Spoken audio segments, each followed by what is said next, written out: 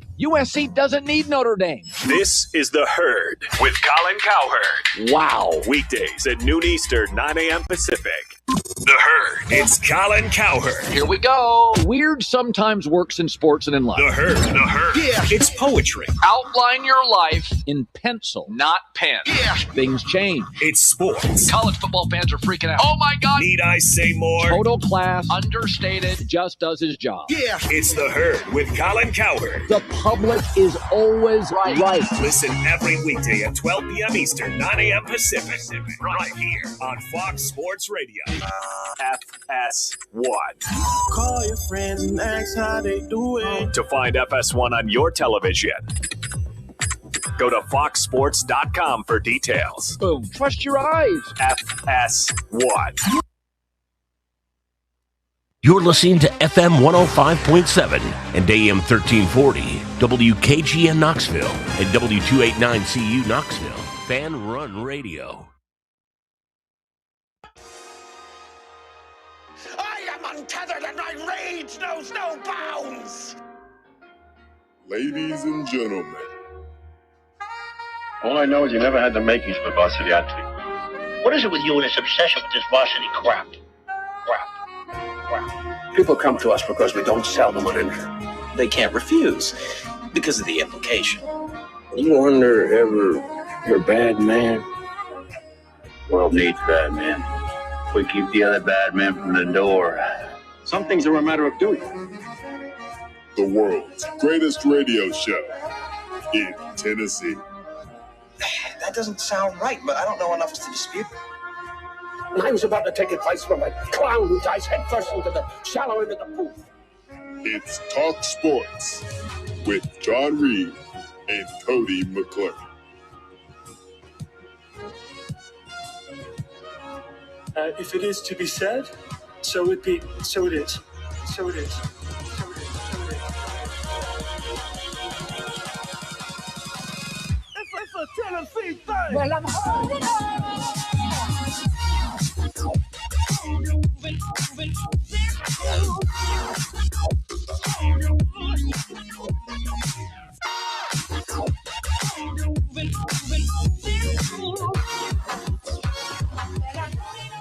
Back in the booth, back on the airwaves, coming at you live from the White Claw Hard Seltzer Studios. John Reed, Cody McClure, Sam Beard. Bad news, Bubba. It is Wednesday, December 10th. Oh, man. That means it's only like 2 weeks till Christmas. Ay.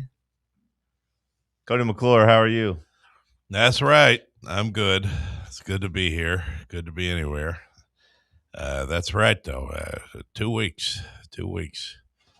And it is chestnuts roasting on an open fire. Man, this guy can sing. Jack Frost's nipples are here. Froze. I forget the words.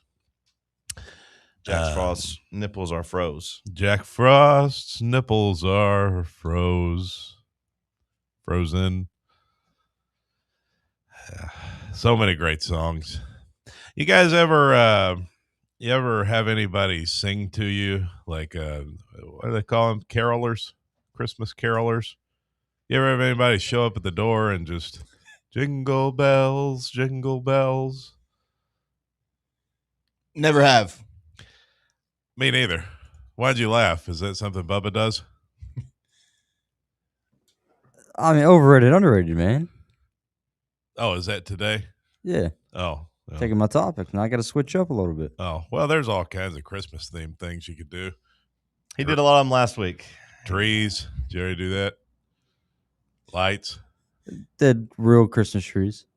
Santa Claus. Sounds like this week's coming. Fake Christmas trees. Sounds like this one's coming just in a couple hours. You guys still leave cookies out for Santa Claus? I like making cookies for myself. I don't care about Santa. Whoa. What do you do? Me and the big guy got beef. What did he do to you? Never got me what I wanted. Yeah. Were you naughty? Maybe. I don't know. Never gave me a lump of coal, though, either. Yeah, that's good. It's good to actually never get the lump of coal. Yeah, it's that time of the year. So, Sam, how are you this morning? I'm doing all right. Last night was made me sad for humanity a little bit. We went to Waffle House for dinner, get a quick all-star, was feeling good. And then there was a family of like 4 or 5 behind us, and these kids just couldn't stop making 6-7 references. It was making me so mad for what future generations are turning into. They were just like counting 1, 2, 3, 4, 5, 6, 7, 8, 9, 10, 11, 12. And it was just, it was driving me crazy. I wanted to almost just like turn around and say sorry to the parents for our generation ruining their kids, basically. Yeah, I was going to say, this is your fault. Yeah. We're doomed as a society, though. Like, I've seen way too many kids doing that in public. Brain rot at an all-time high. That's you know, I mean, I don't have a kid, so I what am I to give parenting advice? But, like, I would try and nip that one in the bud pretty quick. Don't want your kid to be a loser, though. Yeah, and when I say loser, I just mean at a certain age, you just got to be able to conform a little bit and like not stand out in a negative light. I think I don't know again at what age you teach them individuality. Be like, hey, don't be afraid to not fit in, but you got to at least let them fit in for a couple of years. I feel like get some confidence first, then let them become individuals. What time was this yesterday? 7:15, 7:30 maybe. It's an early time to get to a Waffle House. I was gonna say, sounds like they're kind of doomed anyway. The kids, you know, as if their parents are taking them to the Waffle House for dinner. No, hold on. PM. Hold on. I don't think they were gonna make it in society. Hold really, on. anyway. RB has said that that's like the one place his kids all agree they like going to eat. They love going to get dinner at Waffle House, and those kids are sharp. Those kids are pretty smart. Those kids are going places. There could be exceptions to the rule. I just be careful throwing out. You know, some people like just breakfast food for dinner. What's wrong with Waffle? I mean, it's one of the most like consistent restaurants out there. You know, going after there. all Waffle House has done to you, you're going to come on here and just. I love Waffle House. I'd be much more concerned if they were just going to McDonald's for dinner. I love Waffle House, but going at 6 p.m. just to me, it's a weird time to go. You either go late night drunk or you go early in the day. I think if the kids were there all late night drunk, it'd be a little bit more problematic. Well, we don't know how old these kids. We don't know how old they were. If they're doing 6-7 jokes, I'd imagine they're somewhere between the age of like 9 to like 14. That's 15. not true. That's not true. They're doing that in college too. Well, I'd imagine the college kids aren't going to dinner with their parents at 7 o'clock at Waffle House. So just using a little context clues to eliminate them. Yeah. I like the 6-7 thing because the college kids get a kick out of it. And, you know, I used to keep the thermostat on 69, you know, so I get a laugh out of them that way. Like, this guy keeps his thermostat on 69. Now I can turn it down 2 degrees and I'm cooler. It's good. It's good for me. 67. You're part of this problem, Cody. I don't really think it's a problem. I mean, American society's been circling the drain for several years anyway. Like, I mean, it's not just this. Like, it's not the 6-7 thing that's the problem. I don't think it's more so just the general, Black Rocks of the world.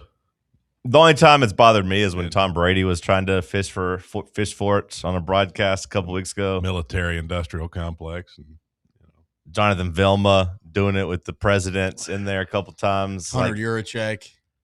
Yeah. When the adults are doing it to fit in or to be like, maybe they're just trying to pot their kids at home. I don't know, but that's the only time I roll my eyes. Otherwise, I just ignore it. Bill Gates buying up all the land. But I haven't really been around kids doing it in person. Maybe it is annoying, Sam, or maybe you're just a curmudgeon. It just made me worried for what's to come. Lab-grown meat.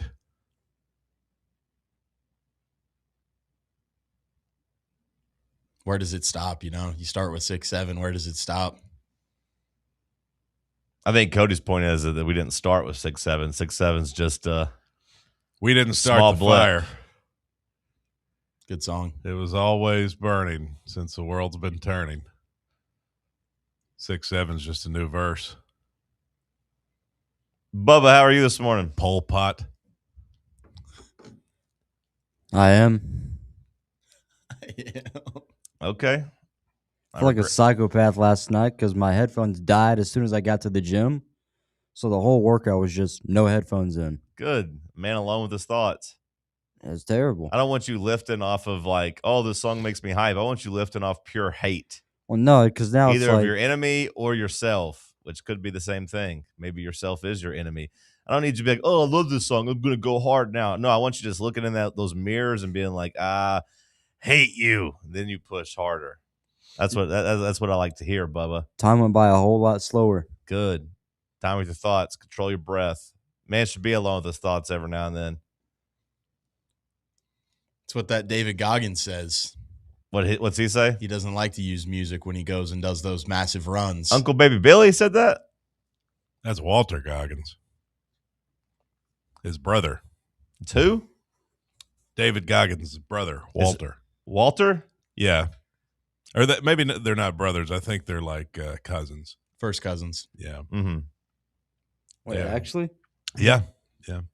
Yeah, brothers would be a little too close, but they are cousins. First cousins. That's very polar opposite of people. Walter Goggins. What do you mean by that? Cousins with who? With David Goggins? Yeah. David and Walter Goggins? Yeah. Okay. I know you want to be a stickler about it, John. It's in your eyes. It's in your expression. The way you're controlling your breathing right now, trying to refrain.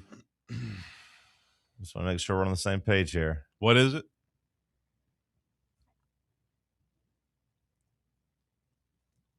The Goggins brothers. David and Walter. Yeah, I just want cousins, not brothers. Cousins. Yeah, they're cousins. Oh, Walter. Uncle Baby Billy. He says just go in there and live. Is it not Walter? No, it's not Walter. What's his name? Walton. Walton? Yeah. Walton Goggins? Yeah. O-N. That was Walter. No. There is no Walter Goggins, at least not in the celebrity. You're telling me the actor's name is Walton Goggins? Yes. Oh. Yeah. Well, you know what I meant. No, I did.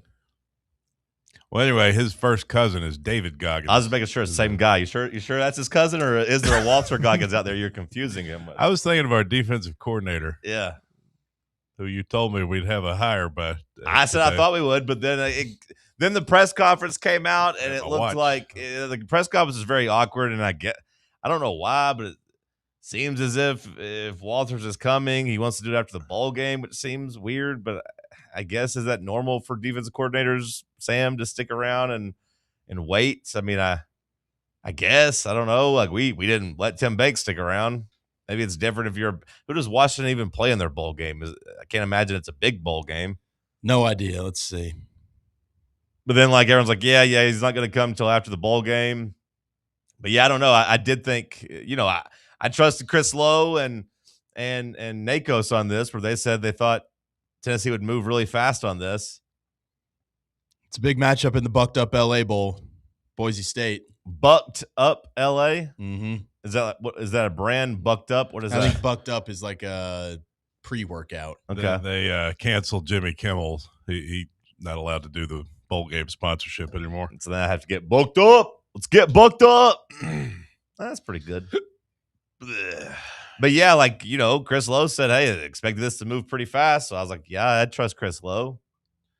Well, fast in his world is much different than fast in our world. Yeah, maybe. So, I said I thought we'd have a resolution by the time we came on the air today, which is not the case. Bubba, I'm sorry about your headphones. This is why you should just keep cord headphones, brother. Always be a wires guy. If you had wires don't go dead. It's just one of those things. Power through. It is just one of those things. Right. And I made the switch from wireless or from wired to wireless, and I don't really regret it. I don't miss the times of dropping my phone and like having the wires like rip out of my ears or something. You ever have that happen, Sam?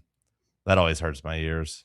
Got a couple pairs of Having it shorts fall. with good like side pockets that Yeah. aren't like the actual pockets, but it's kind of on like the hip and it's phone size, so I can kind of put it in there and put the wires through my shirt, and it's a little easier. See, I'm the opposite. So many of my pockets are bad. You're wearing a wire? Either from like basketball shorts or like just some sweatpants just have really short pockets. Nothing's meant to actually be in those pockets. So like if you're actually trying to put your phone in your pocket at the gym, it's always going to fall out and then like rip out.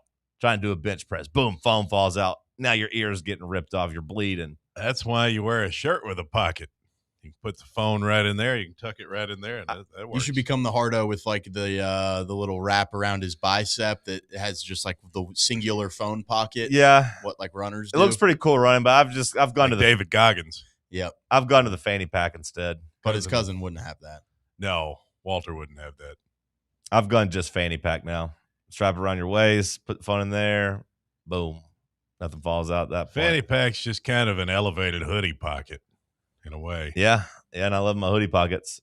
It's like a hoodie pocket, but on steroids. Few things make me as angry or annoyed as hoodies without pockets. If you're gonna have a hoodie, you got to give me the kangaroo pouch. I've never had a hoodie without a kangaroo pouch. You've never had a hoodie without They a make kangaroo hoodies pouch? without. I just kangaroo recently pouches? bought 2 hoodies that didn't have a pouch, and I was pissed. What the hell? Yeah. Why'd you buy them? Because honestly, I didn't really. Sometimes you don't know you don't have a pocket. I till you get 'em. I didn't really check. Like I just kind of assumed, oh, hoodie, all right. Oh, that's an essential element of the hoodie, the I way know. I see it. I agree. It's like number 2 behind the hood. I concur. I think the pocket's more important than the hood. Well, I agree, really, but Maybe we should just make some crew neck sweaters with pockets. Then they could compete with the hoodie in that regard. I don't think I've ever had a hoodie that didn't have a pouch. You thought I was making it up? Huh, Sam? It's kind of a good idea. I know. What's wrong with just having some pockets on like a polo too while we're at it?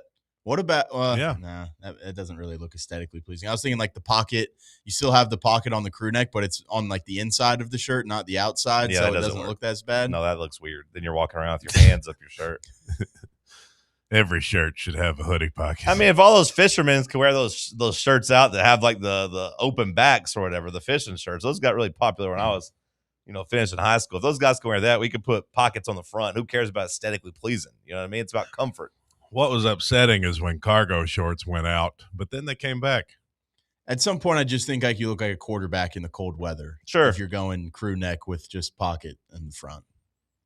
Yeah. Why not bring out the hand warmer pocket then? The what? The hand warmers? Why can't we all just carry a bag with our things, like a small bag that goes like over the shoulder? That'd be good. Nobody's stopping you? Yeah, but then they say it's a man purse. So? Just be like, yeah, you're having to carry all your life in your pockets. Wow, you look weighed down. Here I am, just got this nice bag. What if there was a man who actually just carried a purse all the time?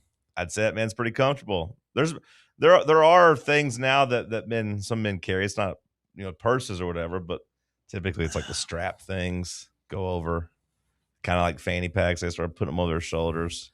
Very How are men European. supposed to carry a purse when we already carry the weight of the world on our shoulders? Damn, that's deep. Yeah. Let's go to break. We'll come back. We'll talk some sports. Stick with us right here on Fan Run Radio. We're going to have a great Wednesday, everybody. Everybody smile. If you're listening to this right now, just practice smiling. Okay, Sam, send us a break. Big Orange Country's home for sports. This is Fan Run Radio.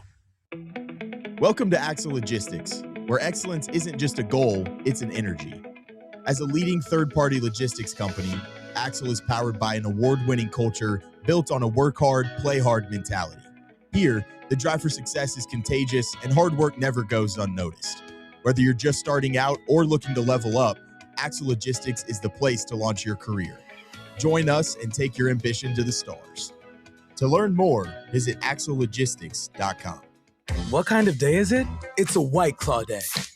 Light and refreshing tasting, uniquely cold way filtered. There's an iconic flavor for everyone. Come on, grab a pack. White Claw. Grab life by the claw. Please drink responsibly. Hard seltzer with flavor. White Claw Seltzer Works, Chicago, Illinois. Yeehaw! I've been hooting and hollering ever since I started betting with the VIP Play app.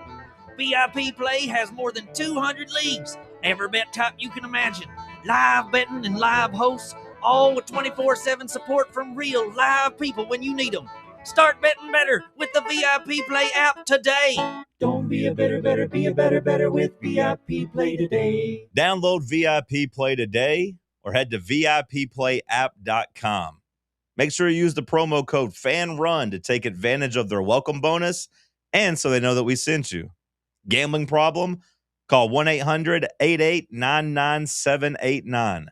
Must be 21 or older and located in Tennessee to bet. For over 3 years, Crumble Cookies has served the Knoxville area. From Clinton Highway to Parkside Drive, even our friends out in Maryville have reached you, our fans, with the best cookies in the game. This fall, Crumble is gearing up for yet another fantastic season. Whether you're tailgating or looking for a pick-me-up after getting the kids from school, Crumble has you covered. Download the Crumble app to check out this week's rewards and features. And stop on by. Tell them Fan Run sent you, but don't miss the cookies. Inward Half is committed to the game and the memorable moments that happen in between.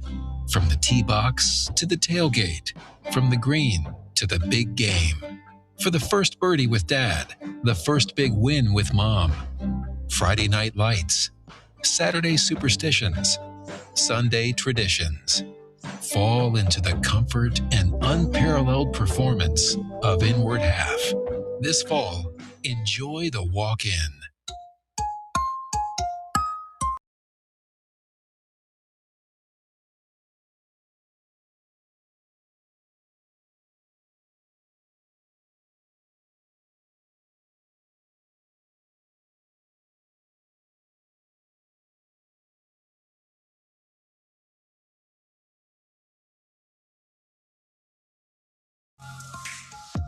Tweeter writes in, does Sam sit outside and yell at clouds too? Sam, you're getting the reputation as a curmudgeon. Be very careful. If those clouds are pissing me off, maybe I do. Yeah.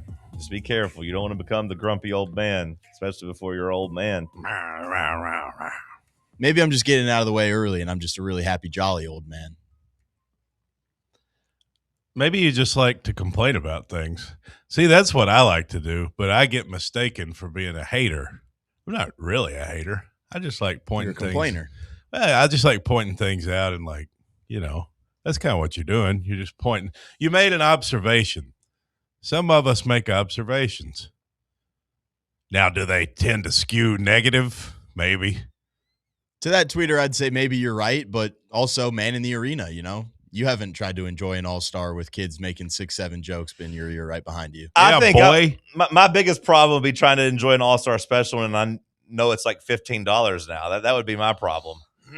That's also true. I think that would take away from my joy. I think I'd just be sitting there saying, man, this used to be $6.95. You used to be able to get this between $6 and $7. That's what I'd be sitting there saying. Well, you can thank BlackRock for that. Welcome to America.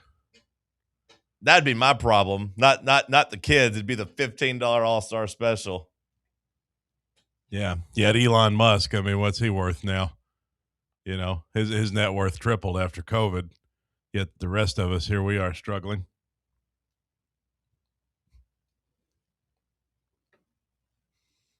That's what you wanted.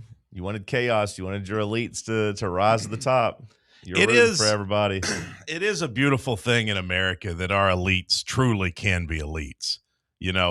That does set us apart from most of the rest of the world, other than like the Saudis, the Saudi princes. Like when we have filthy, disgusting rich people, we actually do have the best of the best, or the worst of the worst, however you want to describe it. Like you can get stupid rich here. And no one really bats an eye when you just continue to get richer and richer and richer. Like it's almost, celebrated. So what happened with Utah yesterday? What is this private equity deal with Utah where they're getting up to $500 million with this new company? This new entity is helping the school, quote, build its brand. And is this like basically they're hiring a firm to turn them a profit? Like, what is that? I saw everyone saying it's like the official death of like college sports as we know it, and like how now, private equity firms coming in completely changes. I don't know, everything. A lot of people hate the term private equity funds coming in. Says it ruins everything. But now Utah, I guess Utah maybe feels some pressure in terms of all the money BYU has. So they're bringing in this company, and this new deal will oversee corporate sponsorships, ticketing, event-related revenues, and campus-wide university trademarks and licenses. So basically, are they like just outsourcing the job of their AD now to a private equity firm that's going to try to squeeze out every dollar possible? It still says though that like the AD and the university president are keeping like decision-making powers. Sure. Yeah, we're gonna give you all this money, but you're gonna keep the power. Tell that to Mark Cuban. They told that to Mark Cuban when he sold the Dallas Mavericks. You remember that? The new owner came in and said, "Hey, we're gonna buy the Dallas Mavericks from you, Mark, but don't worry, you're gonna stay as our lead board of you're our lead governor. You're gonna be the one making the decision."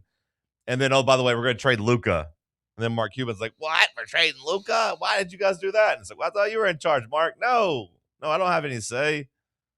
So be careful there. Believe in that. Maybe think about how good a crew neck with a pocket, and then you get the toboggan on top of it. Because I sometimes separate pieces. Well, I like wearing my toboggan more than my hood. Like when I'm actually outside in the cold. Like I don't really like the hood doesn't really keep me warm enough. I like having the hood. Don't get me wrong. But if it's actually cold outside, like Cody, I like to have the toboggan. But sometimes the hood, the neck, gets, kind of bothers you. So if you can just remove the hood but keep the toboggan, you'd be onto something. People in the chat are saying toboggan is a sled. Don't let those people. I don't know what that means. A toboggan is called a sled up in the north, but we're not in the north here. We're in the south. I don't know what that means. A sled is called a toboggan. In the north, I just told you. You mean like a snow sled? Yes. They call that a toboggan? Yes. In the north. So why is this called what is this? I call that a beanie doesn't fold. You're making a common mistake here, What Sam. if it has the ball on top? The cute little furry ball. Beanie with a ball. Is this for women? No, I don't think so. But to me, a beanie has to be one that just comes over your head, kind of like a skull cap. I feel like it's you know what I'm talking about, the ones that don't fold, the one you just kind of pull down. I feel like this is supposed to be for a woman. I feel like I'm cross-dressing. I don't think there's very many women who's don't the women wear the ball on the I always feel a little bit feminine when I have this ball sticking Yeah, I up. mean, I wouldn't do it. I don't have any that have a ball on top of it. Well, I got a nice black one that's just, I will say it looks pretty big, though. Like, I don't know how many balls. women, it feels like that's swallow a lot of women's heads. It's for a big woman like Tammy from my 600-pound life. By the way, did you see that she's going to be in Kentucky doing an autograph signing at the Fazoli's? Are you going to go? No, I don't think I'll make it, but you can pay $20 for a selfie with Tammy from my 600-pound life. That'd be depressing, but she's doing a meet and greet at the Fazoli's in Pikeville, Kentucky. Is that real? Yeah. So she's not going to I thought you were saying she's going to an expo, like a fan expo where you go and take pictures with celebrities. She's just doing one at Fazoli's. That can't be real. No, and actually I misreported the whole thing. It's not Tammy from my 600-pound life. It's Amy from 1,000-pound sisters. Okay. So. But yeah, where's the other sister? Tammy? Tammy's Amy's sister. I don't know if she's going to be there or not. But you can pay $20 for a selfie with her. Utah saying decisions regarding sports, coaches, scheduling, operations, student-athlete care, and other athletic matters will remain solely with the athletic department. Foundation will appoint a majority of the board of directors. I don't know. I saw people say it, and it felt gross, and it's like a new a new slip as college sports just continue to change. We quit playing bowl games, like you said, slippery slope. Now we got some damn equity money coming in here. Oh, I saw all the takes yesterday. College football is dead as we know it. That's what they kept saying. I do find myself fascinated with the Notre Dame stuff, though. Like the Big 12 even came out. It's like Notre Dame's embarrassing themselves. The ACC's beefing with Notre Dame. Notre Dame's had their AD going around, with all his talking points yesterday, trying to, cause a fuss. But it does seem like the ACC and the Big 12 are just kind of fed up. And now I'm hoping that this actually spills into an actual beef that means something, that brings change. And if I'm the ACC, I'm like, hey, you know what, Notre Dame, we don't need you anymore. And I would like to see what happens if just people quit scheduling Notre Dame. If Notre Dame wants to run around acting like Tupac, screaming around, yelling. Oh, holier than thou. Yeah, you want to run around acting crazy. Mr. Important. Talking trash. Let's see what happens when you can't get on a schedule. Yeah, when you can't play nobody but Navy every year. It would be interesting to me if the conferences would band together and just be like, you know what? Nah, we're good. Go to hell, Notre Dame. We're all right. It's a little bit of a oxymoron. No, that's not what that would be. I don't know the word for that. Yeah, Notre Dame, they seem to still wield some power, but not as much as they thought they did, huh? Well, I think that was probably what hurt them so much, is that they now realize that they don't carry as much power, that their brand that they thought was so big didn't help them get in the playoff. I'd imagine they thought, hey, as long as we go 10-2, we're in the playoff.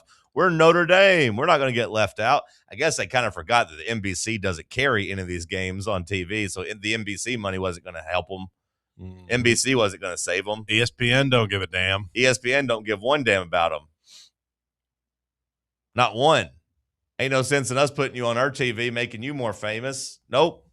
And I kind of hope the conferences say the same thing, because it's not like Notre Dame basketball is moving the needle. No, they suck. They're not doing anything for the ACC anymore. The women, they were good for a while. I don't know if they still are. Yeah, but that's not really moving the needle either. Skylar Diggins, wasn't that her name? Yeah, I don't even know if they were in the ACC when she was playing, though. That's how long ago they were good. It's been a while. Muffet McGraw. I mean, she still was pretty good for a while, right? Muffet McGraw. That was Notre Dame's women's coach, right? That's a name for a women's basketball coach, if I've ever heard one. Yeah. Old Muff over there.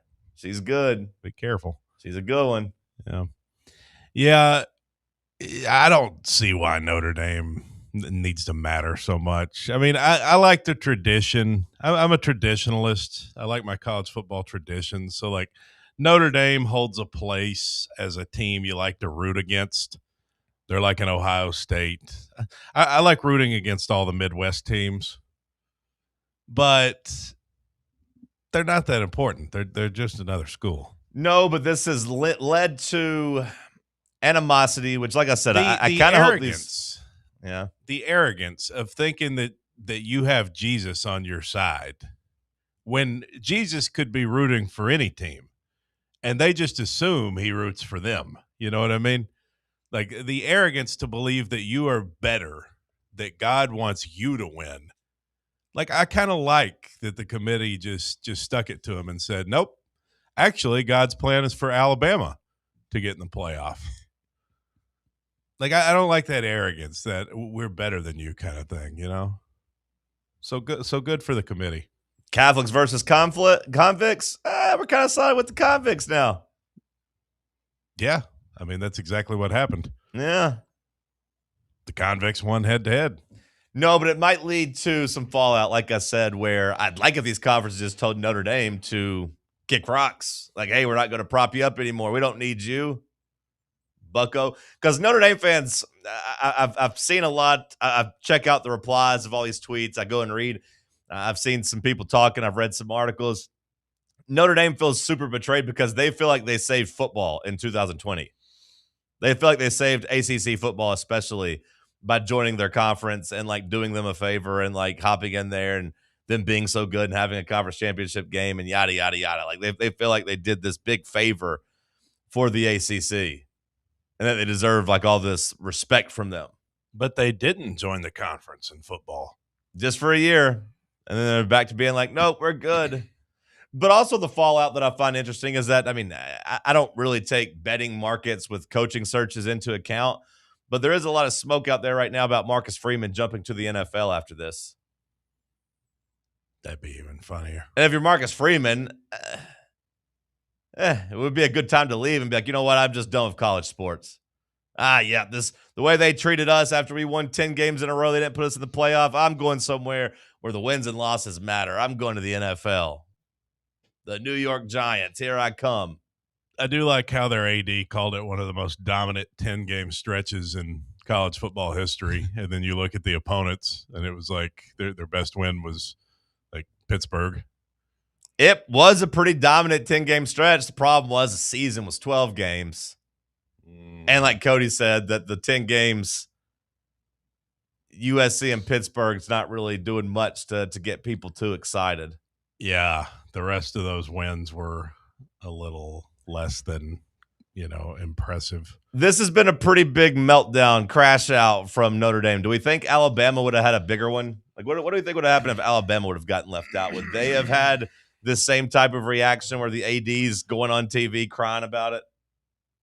Would we have had Greg Sankey doing the crying for him? No, Sankey's above that, but I don't know. The AD definitely would have been. He would have been. What's that guy's name? He emails me every other day. Woodward. Scott Woodward. Go to one game there. Yeah, same with Ohio State. I don't really get it from Ohio State. I get it from LSU though. LSU, I get emails from them all the damn time. I get all those emails from the away schools. I get Arkansas. I get Alabama. Greg Byrne. Yeah, that's who is Scott Woodward? I don't. That is somebody. Where did that name come from? That is somebody. Greg Byrne. That's the Florida guy, right? I don't know. No, Scott's the guy who got fired. He just got fired from LSU. Scott Woodward did? Yeah. Oh, okay. He's the guy just got fired from LSU. Strickland, the Florida guy? Yeah, Scott Strickland is the Florida guy. What a bum. I feel like Florida just hired Billy Napier 2.0. Whoever's running his Twitter account needs to be better. I don't like that. He's giving off loser mentality there, loser vibe there. Whoever's like writing his jokes where he's like, oh, I talked to Lane Kiffin and we both agreed I'm the right guy for this job. Ha ha ha. And then yesterday, posting out a picture of him half Florida, half Tulane, saying he's got 2 jobs and only getting 2 hours of sleep. Like, I don't know. But I will say it does seem like Florida fans bought in after crying. What else are they going to do? That is the thing.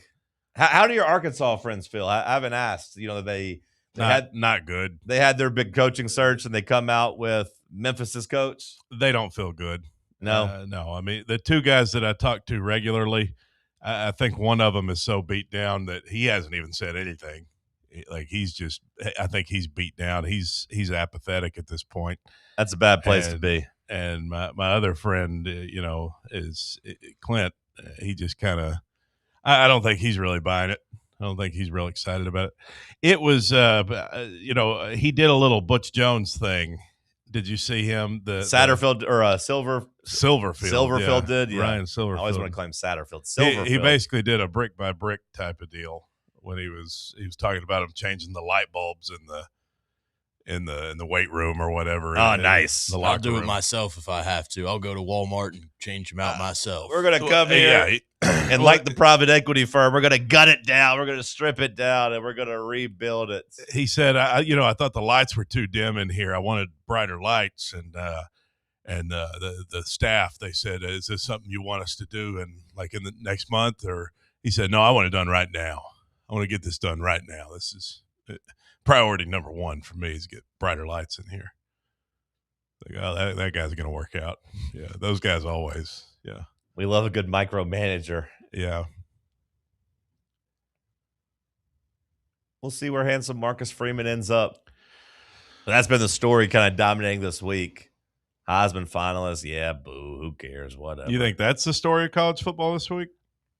This week, I found it to be Notre Dame's plight. Really? I was thinking it was the Cricket Celebration Bowl between South Carolina State and Prairie View. Is that this weekend? Yeah, that's the first bowl game, Saturday. That's good. That's good sponsorship for cricket. Can't wait to watch that. Come on, sickos. Go to college football on Reddit and get in the game thread and just talk about how much of a sicko you are for watching this game. That's how much I love college football. Are bowl games completely dead? Is that a thing? I mean, it feels like it.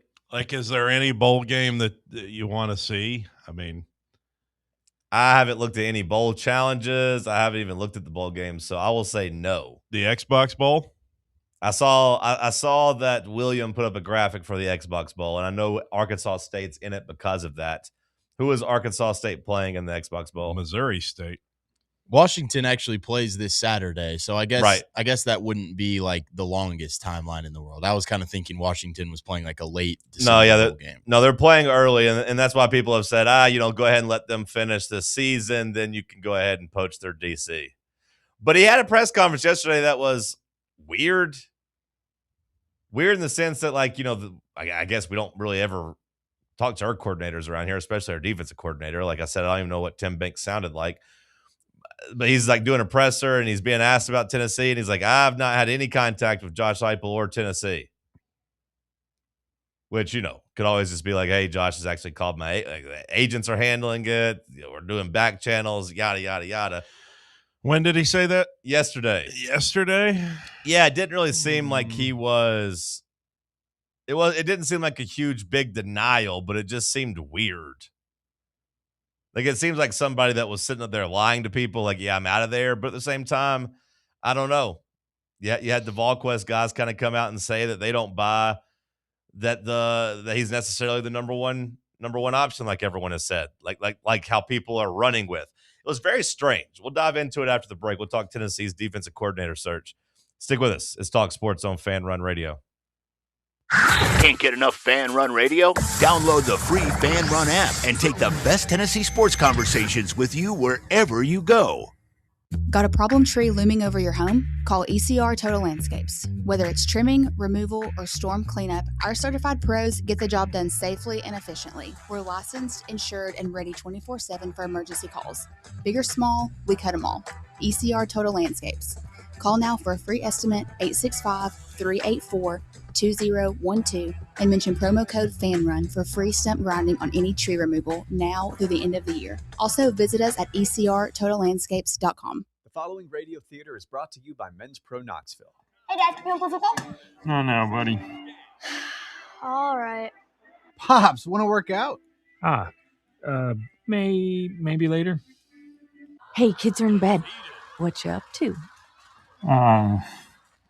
You've got one life, and it's too short for not nows, maybe laters, and tomorrows. If you have ED and performance issues, your family, friends, and even your career has already been affected. Book your discreet evaluation at Men's Pro Knoxville and turn your tomorrows into today. Yes! Touchdown! Come on, one more, Dad. Today! Push, Dad. One more. Come on, push. Hey, kids are in bed. What you up to? Tonight. Call 865-544-8220 or book now in under 30 seconds at menspronoknxville.com. Men's Pro Knoxville, for every man in every season of life. Timeless traditions start with the ones we love and what we bring home for the season. Bring Inward Half home this holiday. Comfort and performance, made for the journeys you take and the memories you make. For quiet moments or the days you'll remember forever. From performance polos to cozy hoodies, modern apparel for men, women, and kids, there's something for everyone. This holiday, make tradition comfortable. Make it memorable. Make it Inward Half. Hey, Vols fans, Cody Brown here. I grew up right here in Tennessee and know what it means when someone says, I've got your back. That's why you can trust Farm Bureau Insurance of Tennessee. Whether it's your home, your vehicle, your family's future, or the business you built from the ground up, we will show up for all of your insurance needs. We are Tennesseans who understand what matters, which is doing right by you. Insurance is not all about just paperwork and policies, but it's about the people we insure every day. So if you want insurance that hits home, give me a call at 865-992-3871. Go Vols.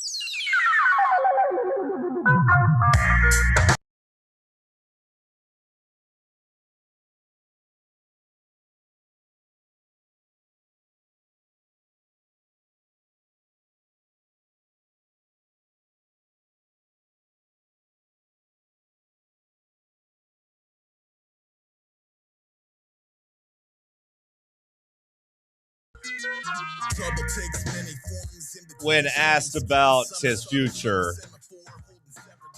Walters was just sitting up there and was basically just like, I'm here right now.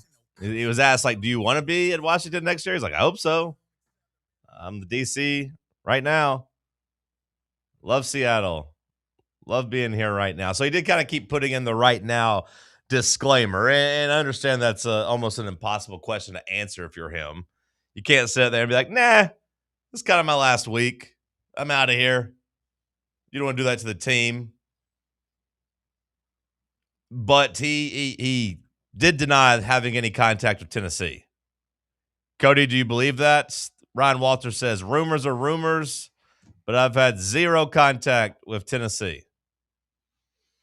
I have family in the Seattle area, by the way, he says. No, I don't believe that. You know what the weather is in Seattle right now? Cold, I bet. It's not so cold. Like dreary. The temps are in the 50s, but there's no sunshine for the next 10 days.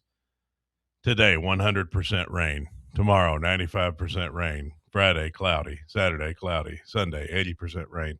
The whole week is just rain. You know, you always hear that about Seattle. I've never been to Seattle, but you always hear that. Based on the 10-day forecast here, it looks like it holds true. Nothing but rain.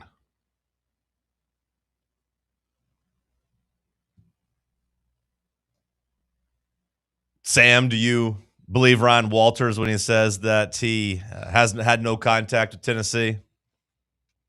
Not really. I feel like normally whenever this stuff gets rumored, those people, you know, kind of try and maybe save face in terms of where they're currently at and trying not to just burn it down before they go. I'd imagine he's maybe just been told, like, hey, man, you got 4 or 5 more days on the job. Let's not just go out and burn this thing to the ground and act like you don't really know anything and coach the bowl game. And then I'd imagine like Sunday morning he gets announced or something like that. So do you still think he's Tennessee's main target? You still buy that? Because I feel like it was weird because Austin Price and Brent Hubbs, you know, that they both kind of tried to downplay him as a candidate, and it was just kind of downplaying him as the top choice and called it like message board and like Twitter rumors, which I found to be interesting because this didn't come from message boards or Twitter rumors. It came from On3's best college football reporter and Pete Nakos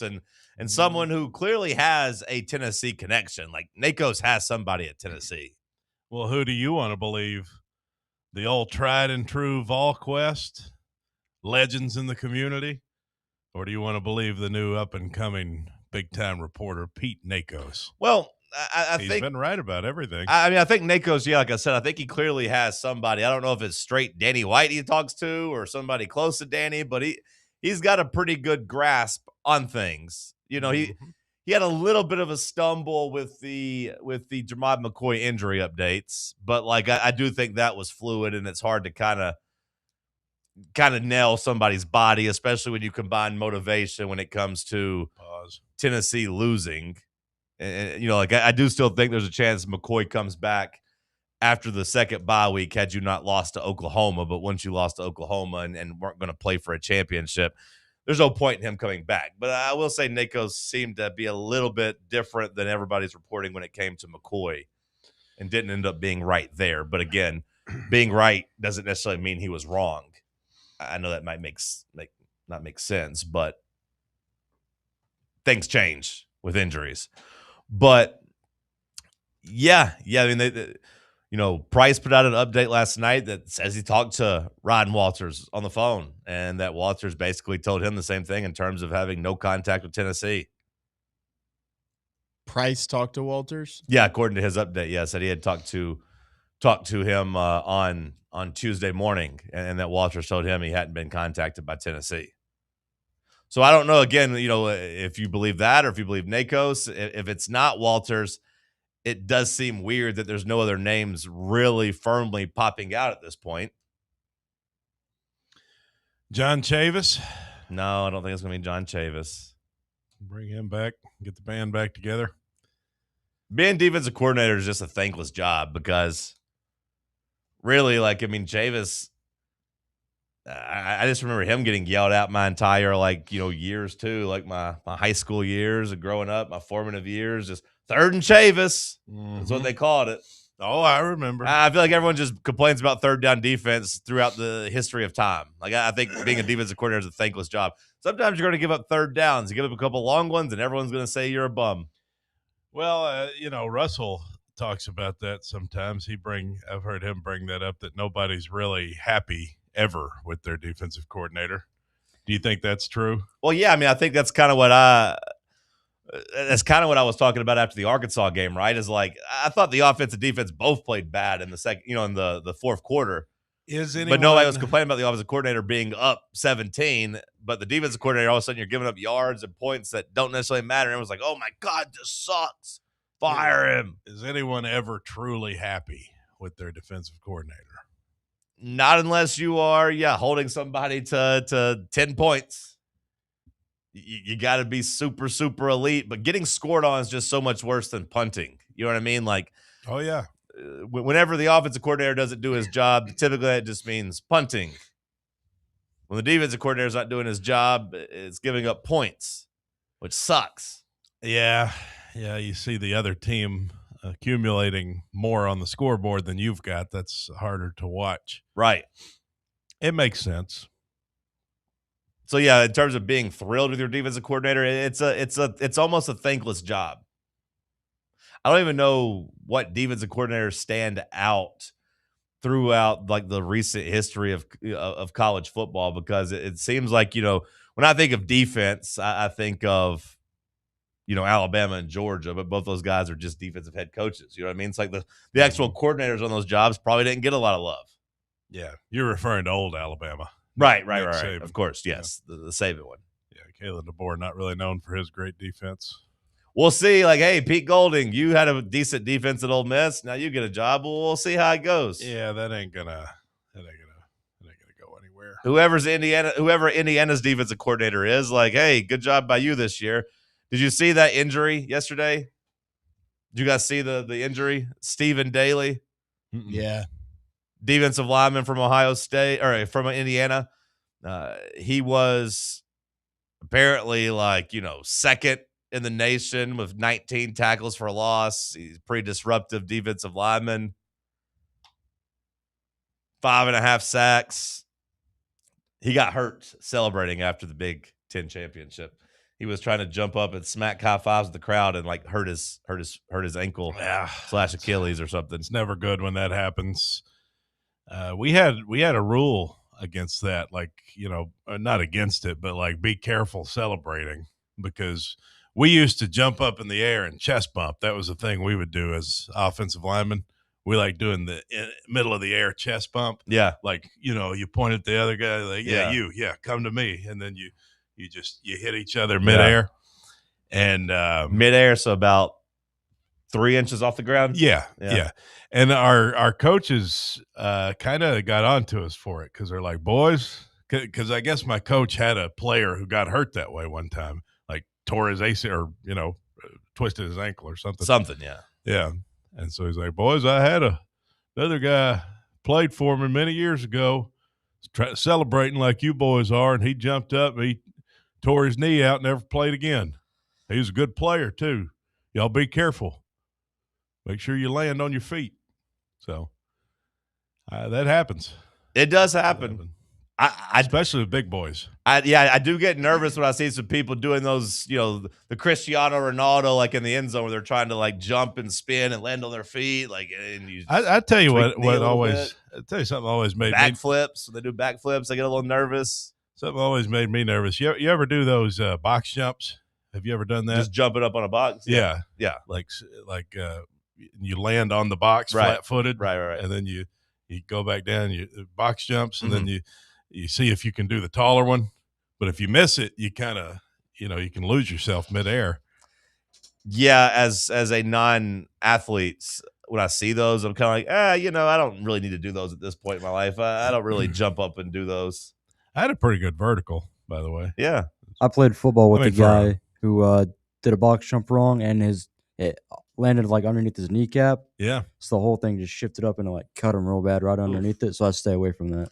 Yeah, I was going to say, I don't really have any need for that. I'm not out here trying to run a combine or anything. I'm good. I think my best was 29 inches. Yeah? I think. Now, that wasn't the most technical. I was going to say, so more like that was 20. like the one where you jump and not slap the thing. Yeah. But we had a thing where you jump and land on this like electronic mat. Yeah. Probably more like 22 inches, but that's pretty good. Yeah. If I actually had to jump and slap the thing, I don't think I could. I don't think it was 29 inches. But you think you could hit the roof here? Could I hit, if I jumped, I could hit this roof? I mean, I don't know. How tall do you think that is? I think I could hit that. It doesn't look that tall. Yeah. But maybe it is. I don't know. Probably 9 feet. 9 feet? Oh, he ain't getting 9 feet. Oh, I mean, I can get 9 feet.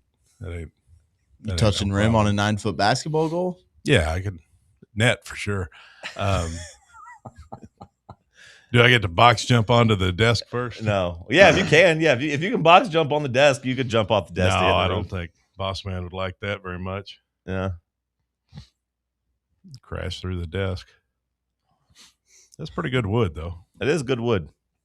Good, strong wood. Sam, were you ever able to dunk? Dunk? Yeah. No. Oh, you're like 6'3"? I got a cousin. I mean, like I could touch rim, but like getting a ball over the rim is a whole different What about volleyball? story. Could you dunk a volleyball? Tennis ball is probably the Tennis first ball? I've gotten. You're kind of a waste of athleticism if you couldn't dunk at 6'3". Jeez.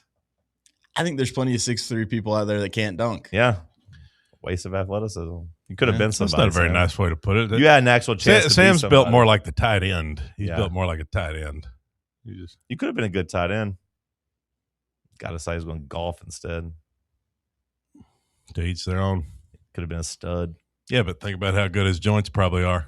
That is true. He's not going to have to. Longevity. That is true. Yeah. I'll be doing box jumps at 75. That is true. He's not going to have that emergency shoulder surgery at age 46. You know what? It just won't work no more. Great call by Sam. Picking up the golf clubs. Good idea. Fantastic. We'll keep an eye on the defensive coordinator search, but I fully anticipate at this point that this is going to go on for a while because I do think the timeline of not hiring this coach until Saturday, if it's going to be him, you're going to wait till after his game. So Saturday, Sunday night, sometime around there. It's kind of disappointing. I had gotten my hopes up and pretty much settled on this Ryan Waltons.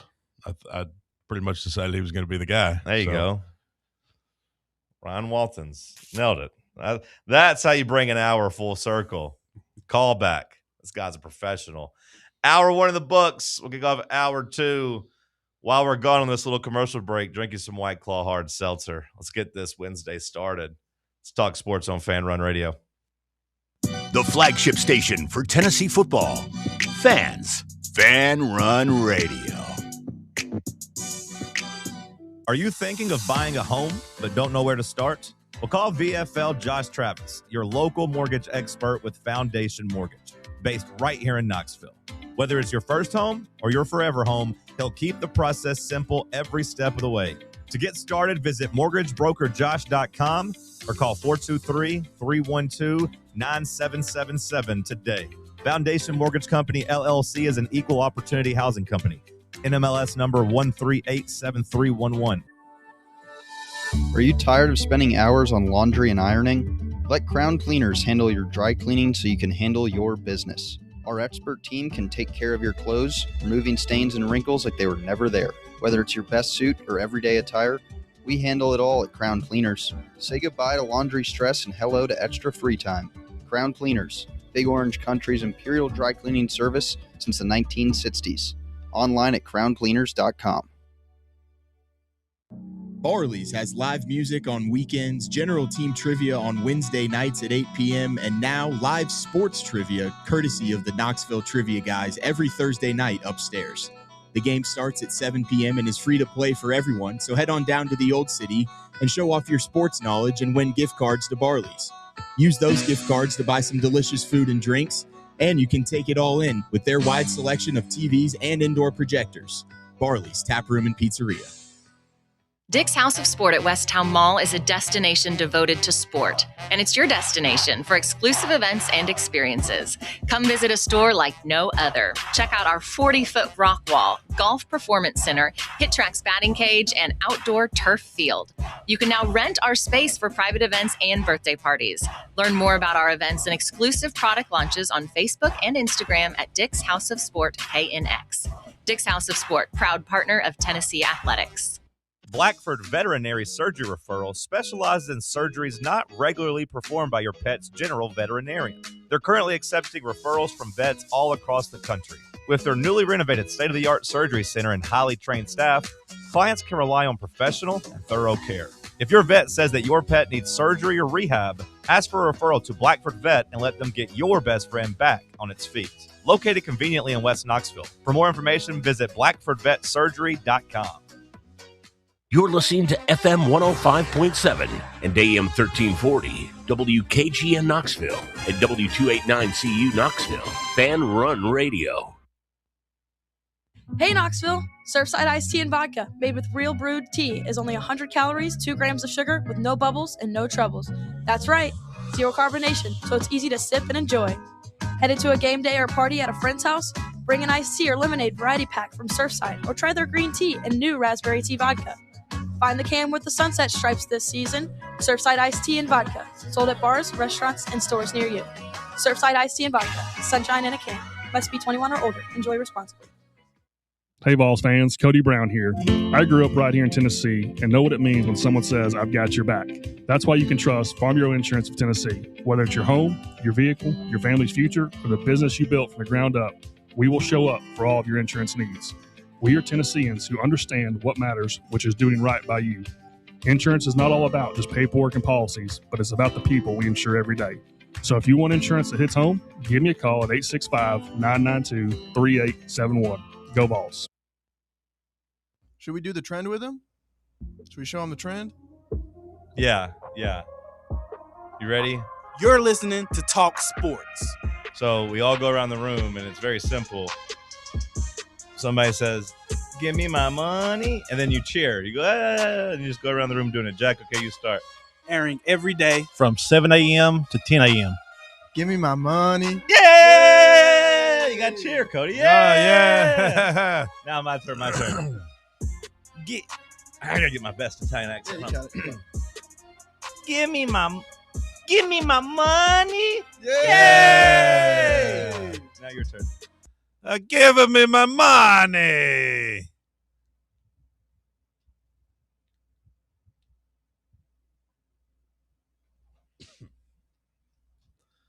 I don't like it. On 1340 WKGN. Here, let me try again. Give me my money. You're supposed to cheer. You guys said to cheer. It actually does. The hell is this? It does actually make me laugh. That's what is this?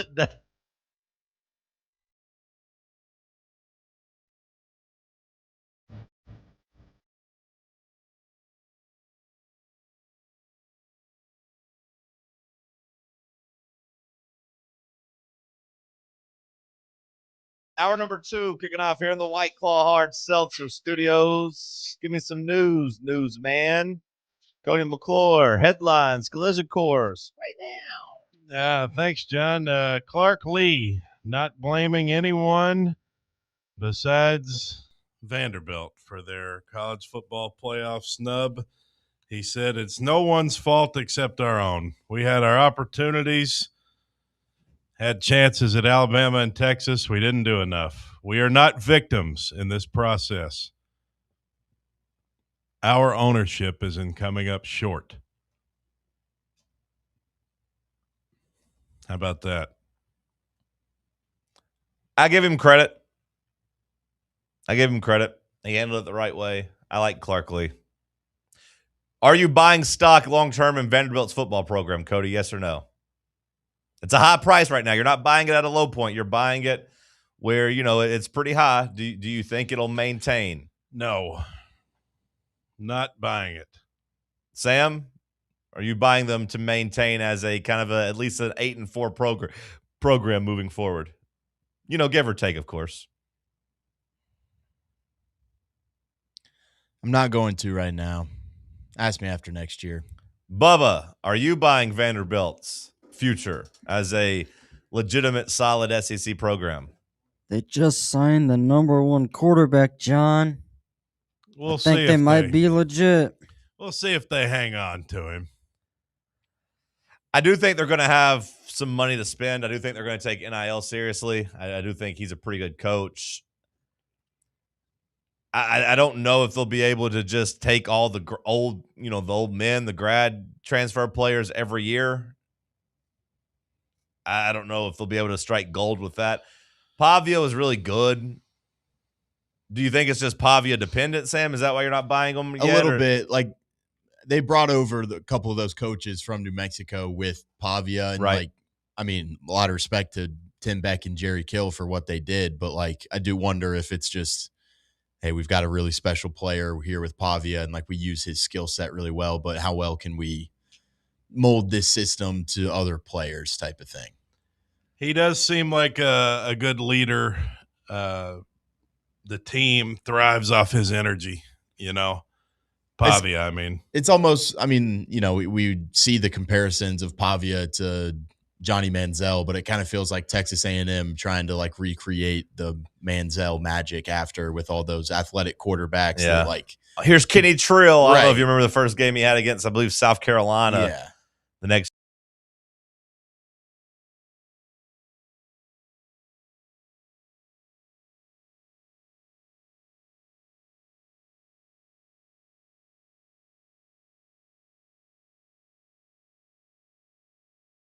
Good coach. They can still be more like a 6-6 to 7-5 kind of team, I think. 6 or 7 wins. Yeah, 6 or 7 wins. Yeah. You hear me, Sam? I said 6 or 7 wins. I heard you. Well, Cher, who is 79, is set to marry her boyfriend, Alexander Edwards, ahead of her milestone 80th birthday in May. There's a 40-year age gap between the two. Alexander Edwards, 39 right now. Cher, 79. They are set to be married. I guess there really is life after love. Love, love, love. I get it. I'd do it. I'd settle down with Cher. How much money is Cher worth? What's her net worth? I'm going to say at least, I don't know, a couple $100 million. It might be a lot. It says $360 million just on CelebrityNetWorth.com. I mean, I don't know if that's exactly accurate, but we'll call it at least $200 million. Seems like a lot, yeah. I bet Cher is just so annoying, though. You would do it? You're saying you would do it? I don't know. Right now. She's probably got, 10 years left in her? I don't know if I could do. Depends on how much money I get or what I'm promised. Well, you got to think about how Cher has aged. She has not really aged fast. She looks, and part of it may be, Hollywood, the celebrity Botox and whatnot. Yeah. She's clearly had a bunch of work done. But she doesn't look bad. She's never looked bad for her age.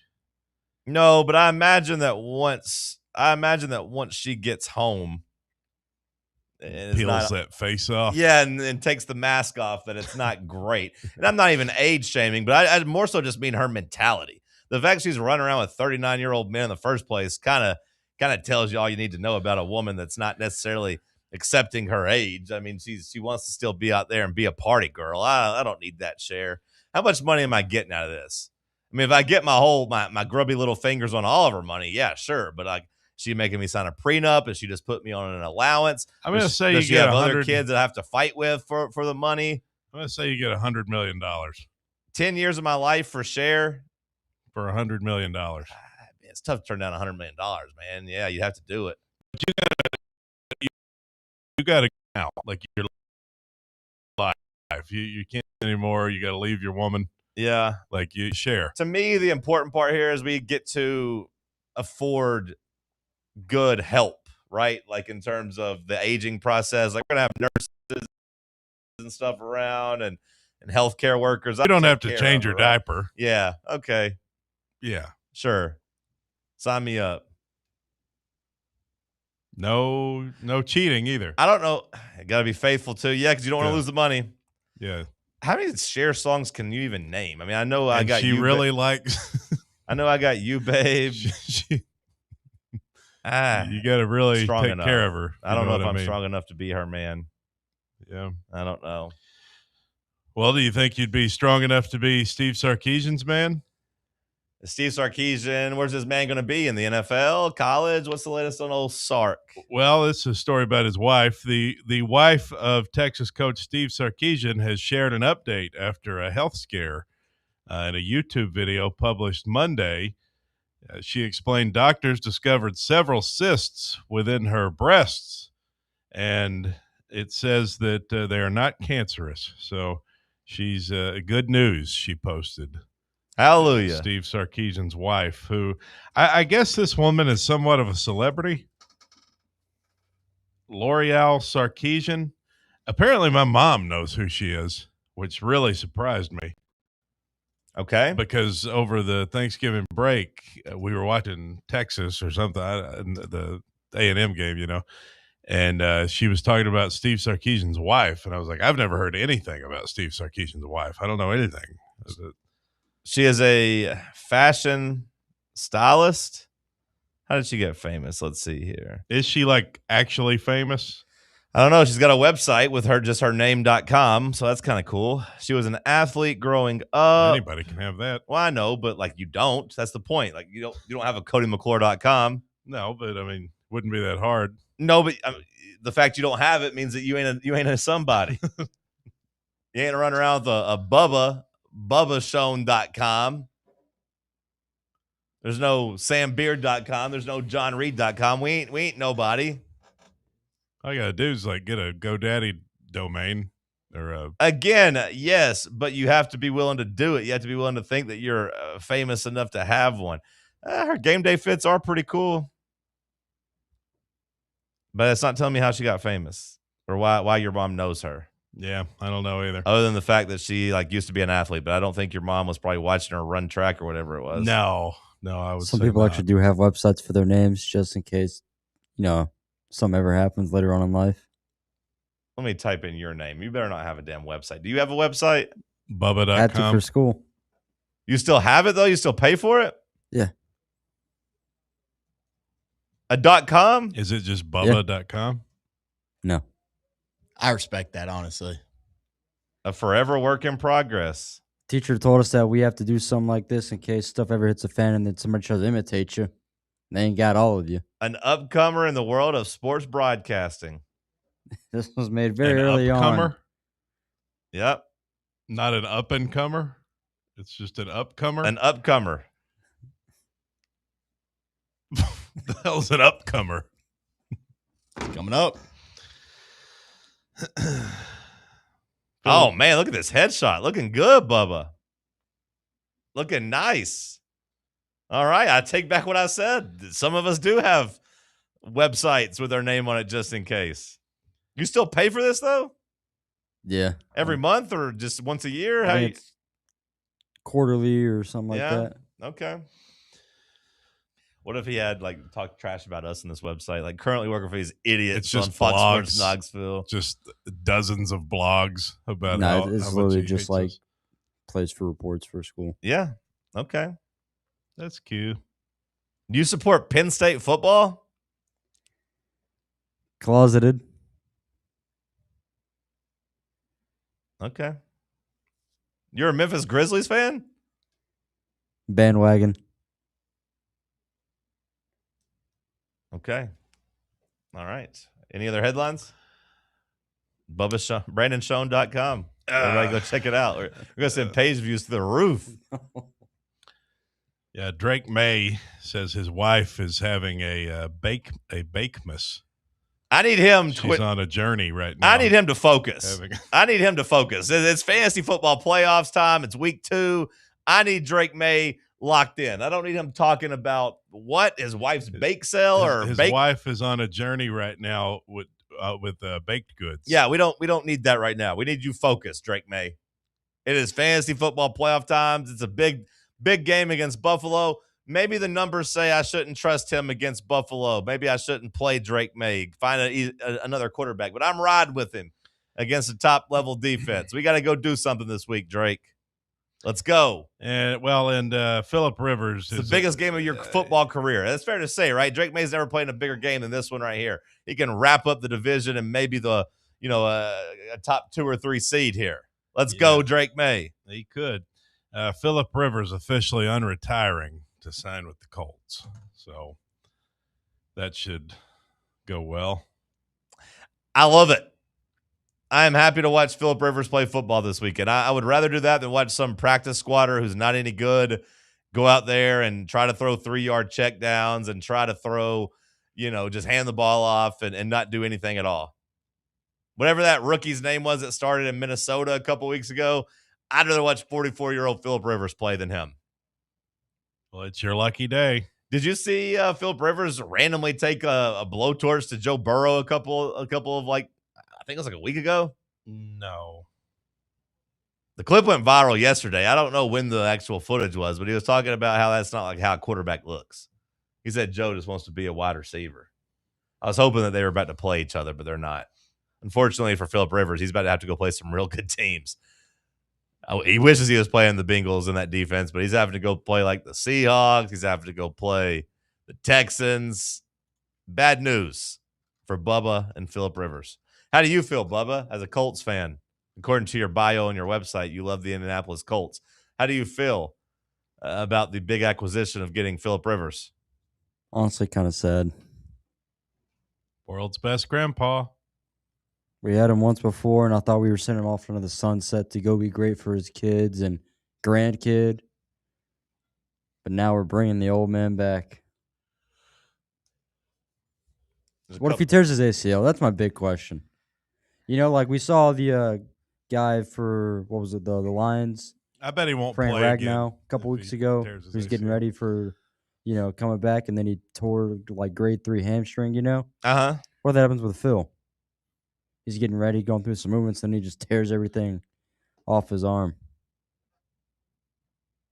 It could happen. It could easily happen. It's the NFL. It could easily happen.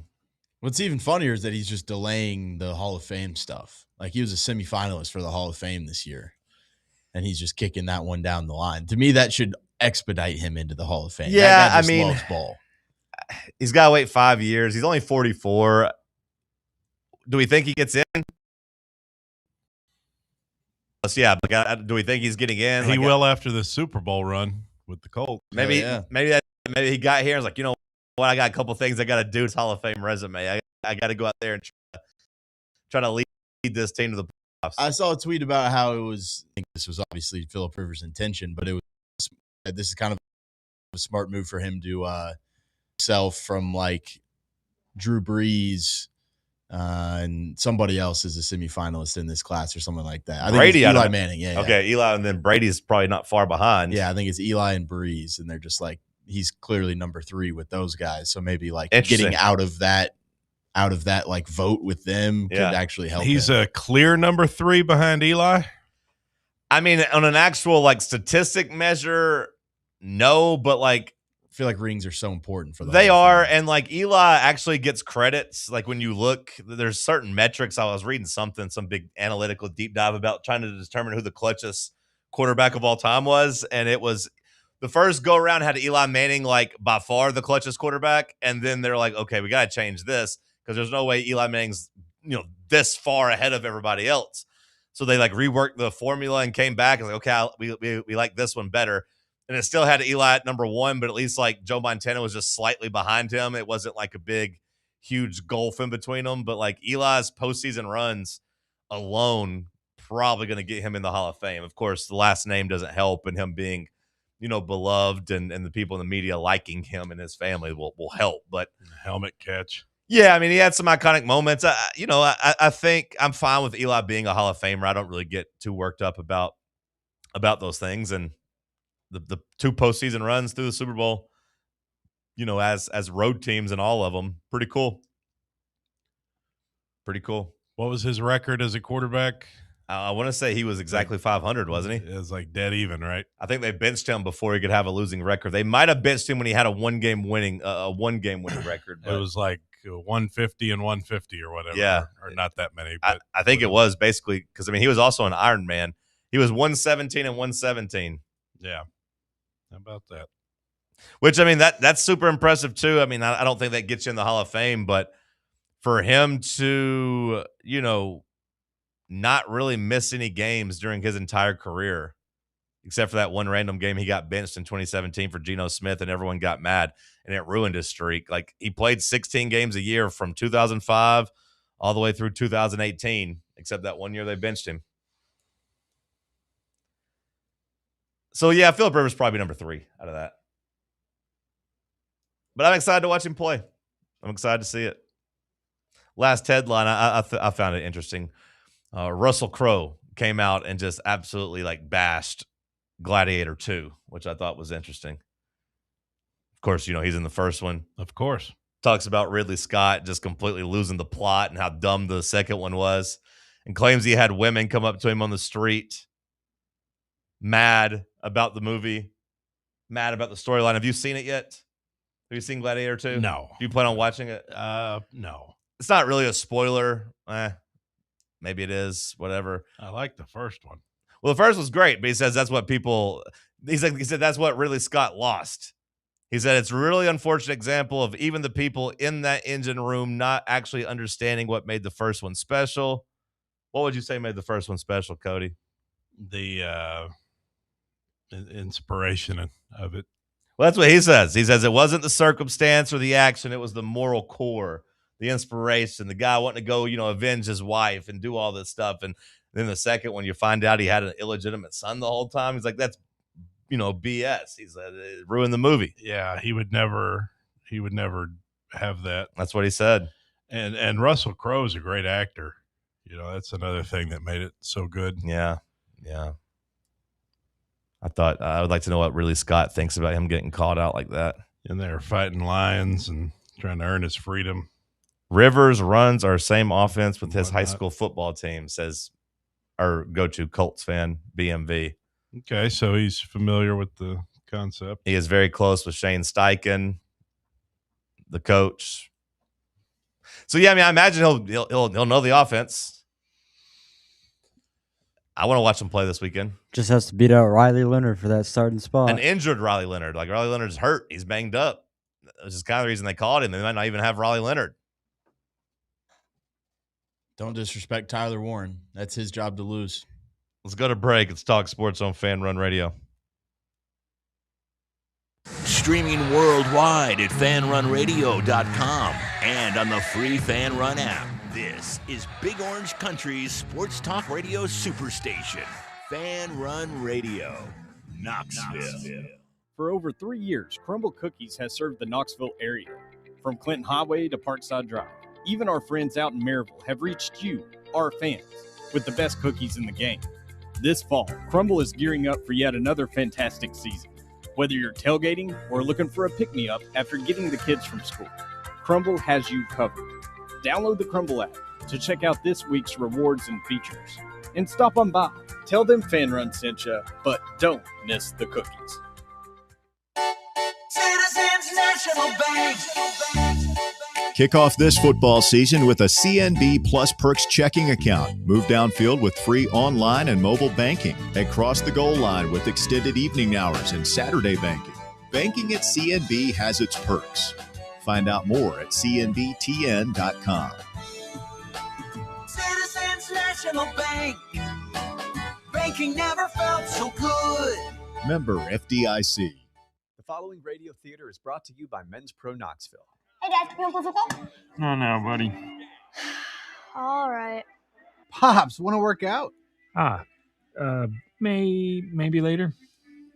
Hey, kids are in bed. What you up to? Tomorrow? You've got one life, and it's too short for not nows, maybe laters, and tomorrows. If you have ED and performance issues, your family, friends, and even your career has already been affected. Book your discreet evaluation at Men's Pro Knoxville and turn your tomorrows into today. Yes! Touchdown! Come on, one more, Dad. Today! Push, Dad. One more. Come on, push. Hey, kids are in bed. What you up to? Tonight. Call 865-544-8220 or book now in under 30 seconds at menspronknoxville.com. Men's Pro Knoxville, for every man in every season of life.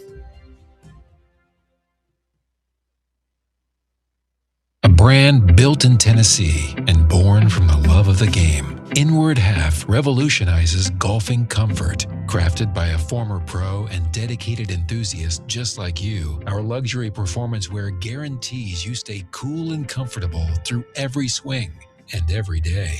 We're not just a brand. We've set out to create a lifestyle for those who understand that impeccable style and premium performance are a hole-in-one. Enjoy the walk-in with Inward Half.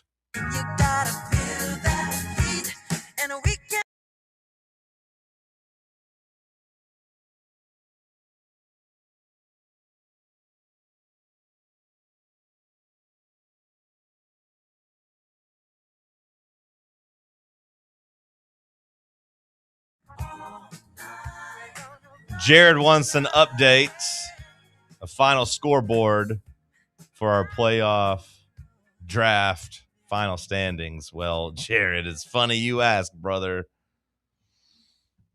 because I've eaten it. I chewed it up. I swallowed it. We don't have any documentation of the playoff standings. Sorry, we only had one copy, and I ate it. Sounds like Bubba's got a copy over here with the way he's typing. Bubba, you have a copy?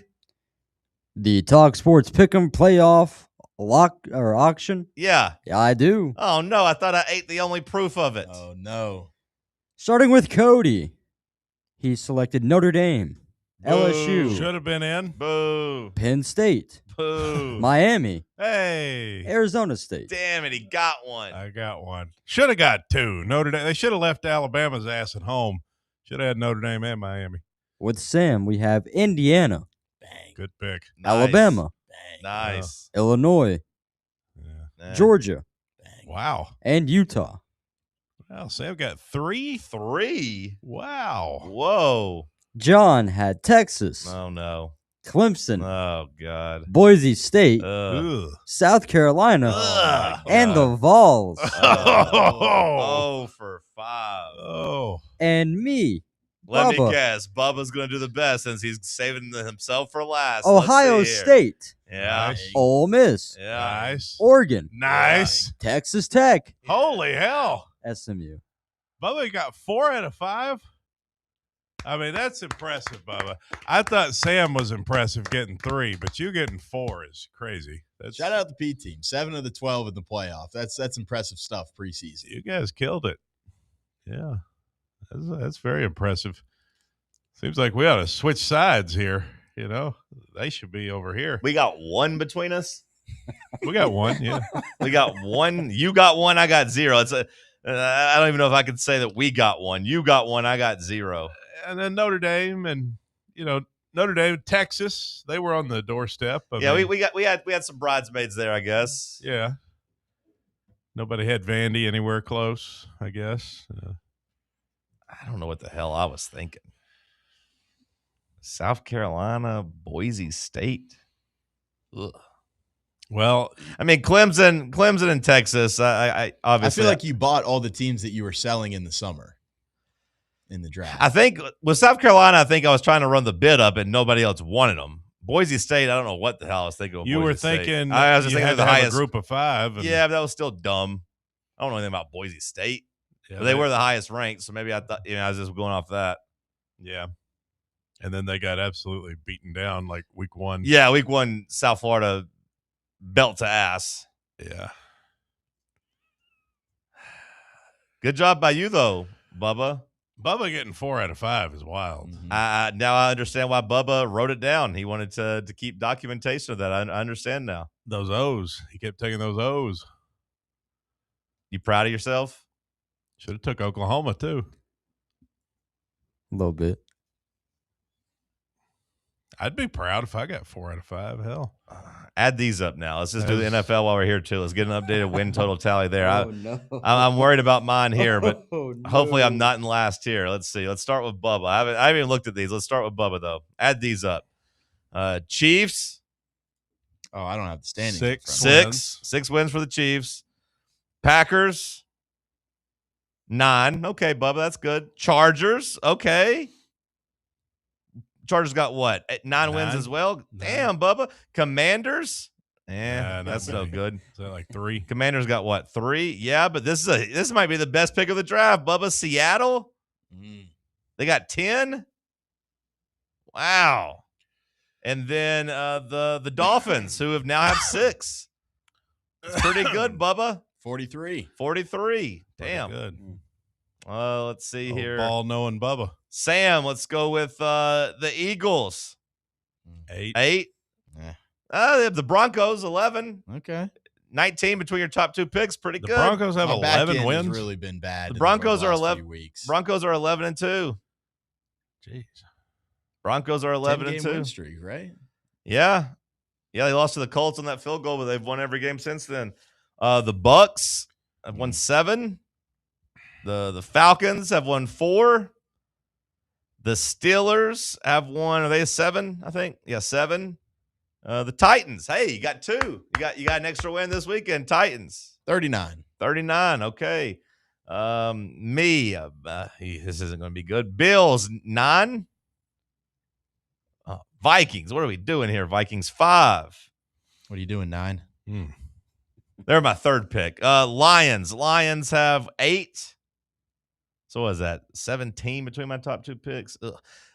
Thank God for the Houston Texans who have come back. They got 8. It's looking bleak, but getting 8 picks, 8 wins out of your 4th round pick, not bad. But then these next 2, my God, the Cardinals 3, the Raiders 2.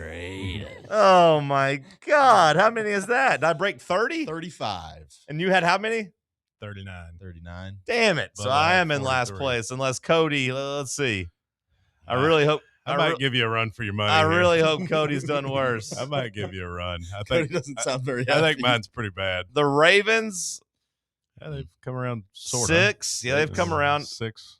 I think you're going to be doing fine because you got the Rams with 10. Oh, hell yeah. The 49ers with what? They got what? 9, I think. Yeah, 9. He's already beaten me. The Bengals with 4. The Bears with 9. Oh, you're doing great. Oh, hell yeah. The Bears with 9 and the Jaguars with 9. No, you're doing great. I don't know what the hell you're thinking. Oh, I'm leading the way. 47 for Cody. Is that first place? Yeah. Oh, wow. And I'm at what? 34? 35? Oh, my God.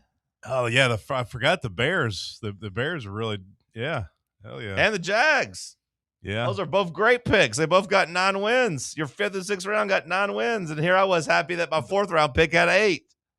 The Bengals are my worst pick. So none of us took the damn Patriots? No, why would you? What do we do? Preseason. Because we knew they had such an easy schedule. Yeah, we should have looked at the schedule.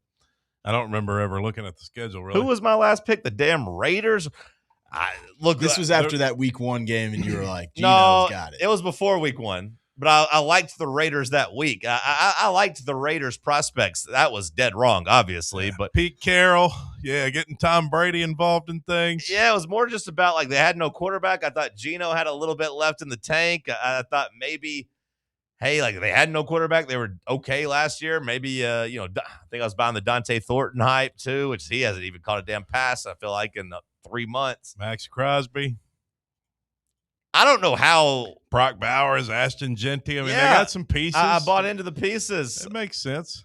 It doesn't. What you didn't Pete Carroll consider, sucks. the only thing you didn't consider is that it's the Raiders. That's and that Geno Smith sucks. Yeah. And that Pete Carroll has got the Joe Biden look going on the sideline where he just looks confused at all times.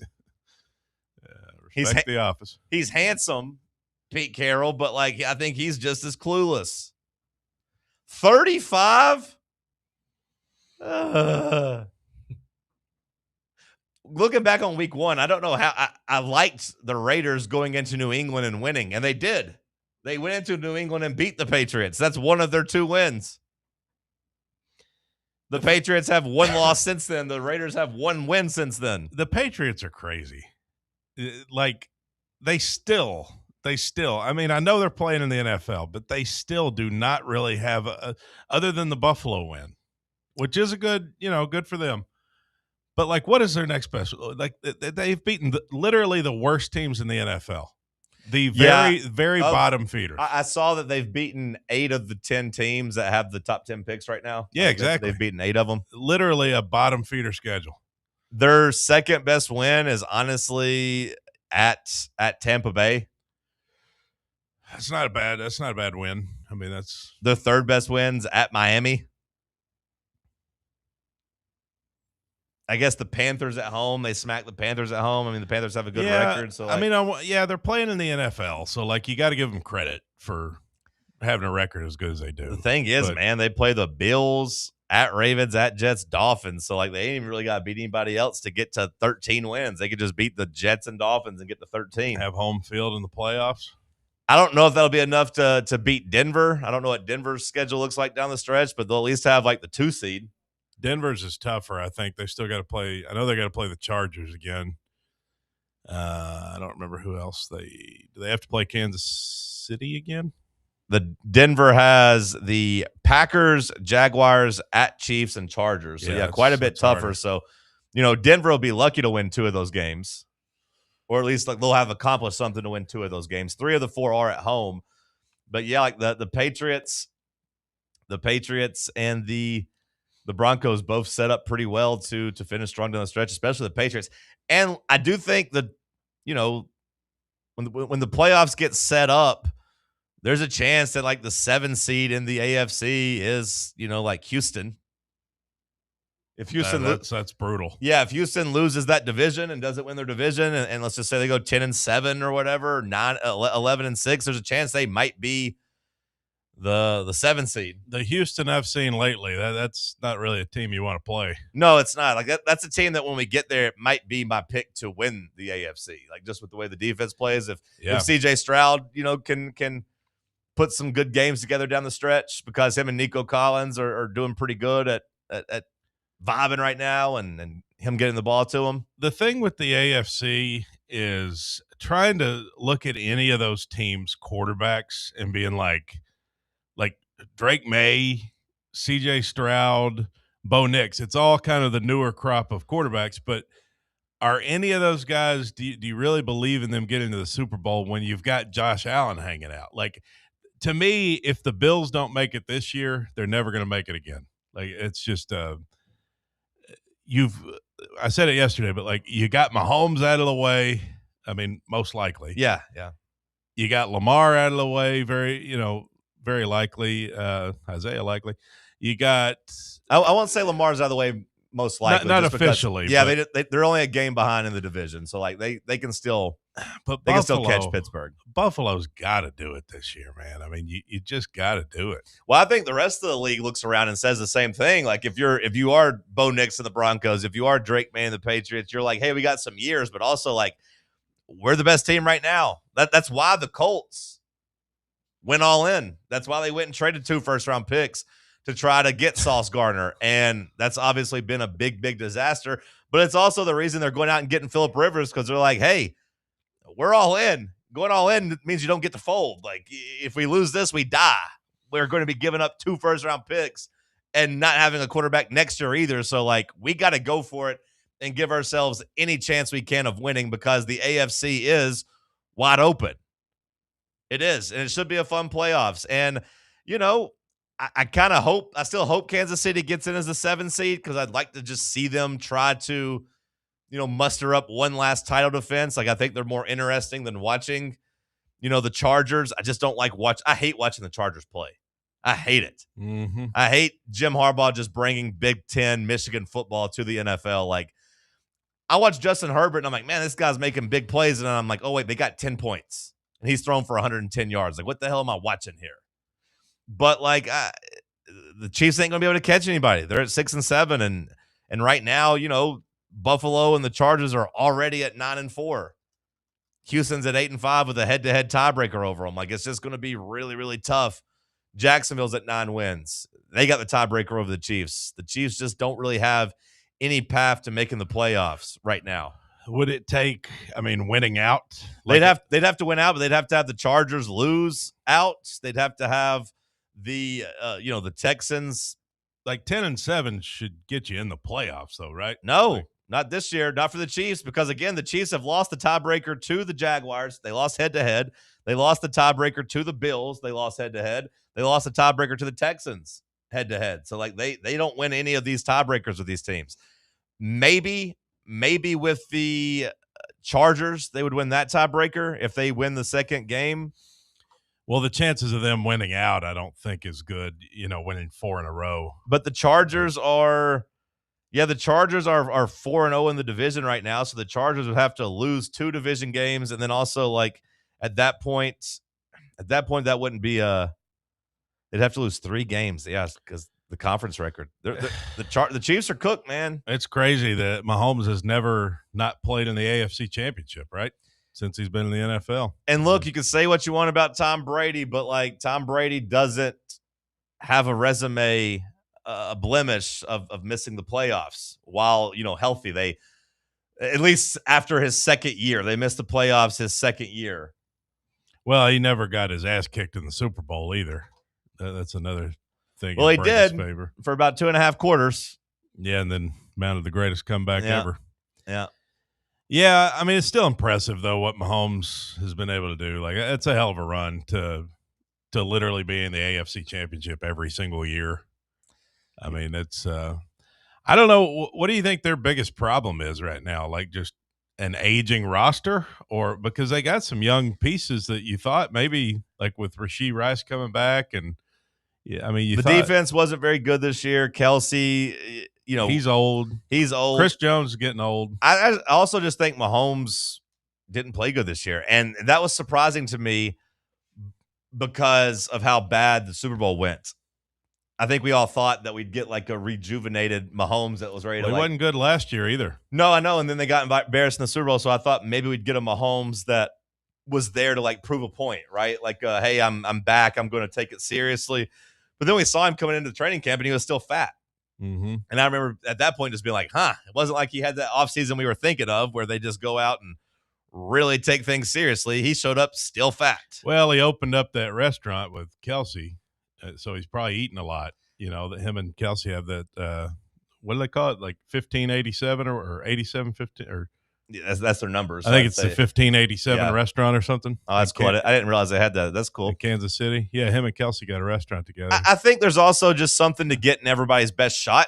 Like you are the standard. So you're getting, like, I think the Eagles are struggling with that a little bit too. Like everyone wants to beat you. Mm-hmm. That doesn't make things easier when you're like the standard. But also, man, you said they had played in the AFC Championship every game of Mahomes's, or every year of Mahomes's career. That's add those games up. That's at least 2 extra games every year. Yeah. Sometimes 3 extra games if you didn't have a bye. Probably tired. I mean, his body's probably just like... Throw the extra Super Bowl game in there. Like, they've played an extra season over the last year. Well, or over the last, 5-6 years. And he's not taking care of his body. Like, I mean, not like, what you say he's fat. He's still an NFL athlete, but like he's not taking care of himself the way that like Tom Brady did. The discipline when it comes to the diet and all that stuff. And maybe that's a factor after all those games he's played. Well, that obviously, that was obviously Brady's cheat code. That and fetuses, probably. Yeah. It's like eating like human embryos. It's a South Park episode.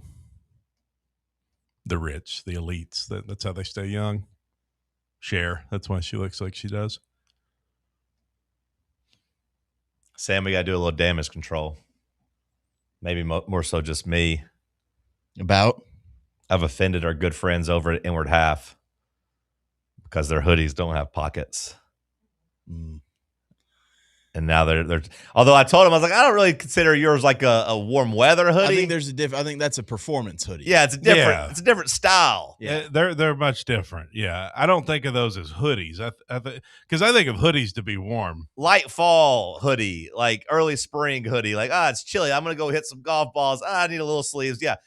Late night walk or something. Not like, hey, it's December, it's cold. Like when it's cold, I want a place to put my hands. you see. But again, no one loves Inward Half more than I do. InwardHalf.com. But your hoodies don't need pockets. They're great hoodies. But honestly, like I like wearing my Inward Half hoodie under under a jacket if it's cold. I wear it and then I put a big jacket over it. And I have the hoodie and the jacket. Because again, I don't really consider it a super warm weather, super cold weather. Get you warm hoodie. What do you do if you get hot? Take the jacket off. Take the what? Take the jacket off. Take the what? Jacket off. Oh. Oh, I see what you did there. Well, I'm trying to give InwardHalf.com a great live read. That reminds me. I got to tell one of my favorite jokes last night. Have I ever told you that one that my granddad used to tell me when I was a boy? About shorties? Yeah. Yeah. I want to tell the audience a joke. You've told them like 3 times. All right. So here, let me preface. It's not crude, but I do want to give a trigger warning. So like if you're traveling with the kids in the car, maybe, turn us down for like 60 seconds if you don't want them to hear it, especially if it's like a daughter. It'd be kind of awkward, Now, if you got like a 12-year-old boy with you, he'd probably get a kick out of it, because they like that kind of humor. So it's a joke. So there's your trigger warning. Pause. It's a joke about a penis. It's, it's fine for the radio. It's not an FCC violation, but it's, maybe you don't want to hear it. So anyway, here's how it goes. I had these guys in the car, and this one guy was joking around about getting a tattoo on his penis. And I thought, well, this is a great opportunity to tell my tattooed penis joke. My granddad told me this when I was a boy. He said that he had a tattoo on his penis that went down vertical. It said Shorty, and it was vertical down it said Shorty. He said, but every now and again, when he would contract an erection, it would say Shorty's Truck Stop, Albuquerque, New Mexico. Those guys got a great kick out of it. The guys in the car. I love being able to tell that joke, like getting in the right situation. Hopefully you told it better than that. Yeah, it was like 4 dudes in the car, and the one guy was joking around about a tattoo, and it's like, oh, speaking of penis tattoos, let me tell you one.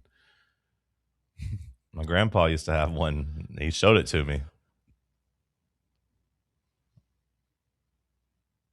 Okay, let's go to commercial break. Let's talk sports on Fan Run Radio. Can't get enough Fan Run Radio? Download the free Fan Run app and take the best Tennessee sports conversations with you wherever you go. Today, we raise a glass of Jameson Irish whiskey to the sport of football. Hear, hear! To Gaelic football, born in Ireland in 1885 in its thrilling blend of soccer, rugby and basketball. On a massive field, 15 players kick or hand pass a round ball to score points over a bar or into a net. No pads, no helmet, no sense. Hear, hear! To college football, which kicked off in 1869 when Rutgers beat Princeton 6-4 in the Battle of New Jersey. With 11 players and helmets and pads, teams battle on a 100-yard gridiron with explosive pass plays and hard-hitting tackles. Unless you're called for targeting. Hear, hear! Since 1780, Jameson Irish whiskey has been enjoyed by sports fans all around the globe. Whether your football is Gaelic, American, or even soccer, we can all agree on super smooth Jameson Irish whiskey. Hear, hear! A brand built in Tennessee and born from the love of the game. Inward Half revolutionizes golfing comfort. Crafted by a former pro and dedicated enthusiast just like you, our luxury performance wear guarantees you stay cool and comfortable through every swing and every day. We're not just a brand. We've set out to create a lifestyle for those who understand that impeccable style and premium performance are a hole-in-one. Enjoy the walk-in with Inward Half. Whether you are buying or selling a home or even looking for some land to build on and start a family, be sure to give Reed Emerson with Better Homes and Gardens Real Estate Heritage Group a shout. He is a longtime listener and supporter of Fan Run and has been serving the Mid-State for many years. Reed prides himself on his hassle-free and honest approach, and that's because he's not just chasing another commission. He wants what is best for his clients. Give Reed Emerson a call or text him today to get the process started. His number is 931-492-0418, or you can find him online at bhgheritagegroup.com. Your smile says it all, so make sure it's saying the right thing. At Knoxville Smiles, we believe healthy teeth mean happy lives. Whether it's a routine cleaning, whitening for that big event, or fixing a nagging toothache, our gentle team is here for you. With flexible hours, family-friendly care, and the latest technology, Knoxville Smiles makes every visit stress-free. Don't wait another day to love your smile. Call Knoxville Smiles today at 865-539-1776 or book online at knoxvillesmiles.com. Smile brighter with Knoxville Smiles.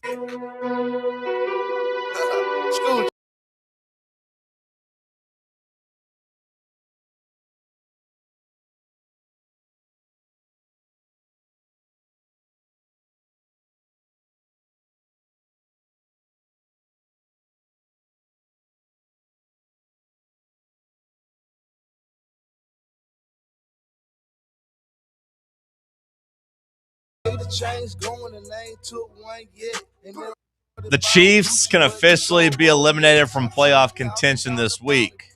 So it's on the table. If they lose, the Bills beat the Patriots, Jags beat the Jets, Texans beat the Cardinals. Obviously, Jaguars and Texans winning pretty likely. Sam, who you got in the Bills Patriots? Or Bills Patriots this weekend. In New England, right? In New England. Buffalo got them New England got them in Buffalo early in the season. Now they're playing the rematch in New England. Kind of feel like the Bills will be able to even it, and I do think that the Patriots win that division, but I think the Bills will try and make it a little bit closer than it is. Like, I don't think they're going out this week, maybe. But at the same time, like I feel like the Patriots are playing better, more consistent football week to week than the Bills have been. This game should be Sunday Night Football, but I guess they've already done that matchup on Sunday Night Football. But like Vikings-Cowboys, get the hell out of here, man.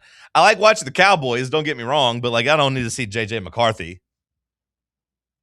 But the Cowboys are in a playoff chase, so I guess they're going to be. What about 9? They're not going watch to. Him? I don't want to watch 9 either. I don't want to watch 9 either. I just keep thinking of McAvoy and that movie Split whenever I see the 9 thing. The Bills are road favorites in that game.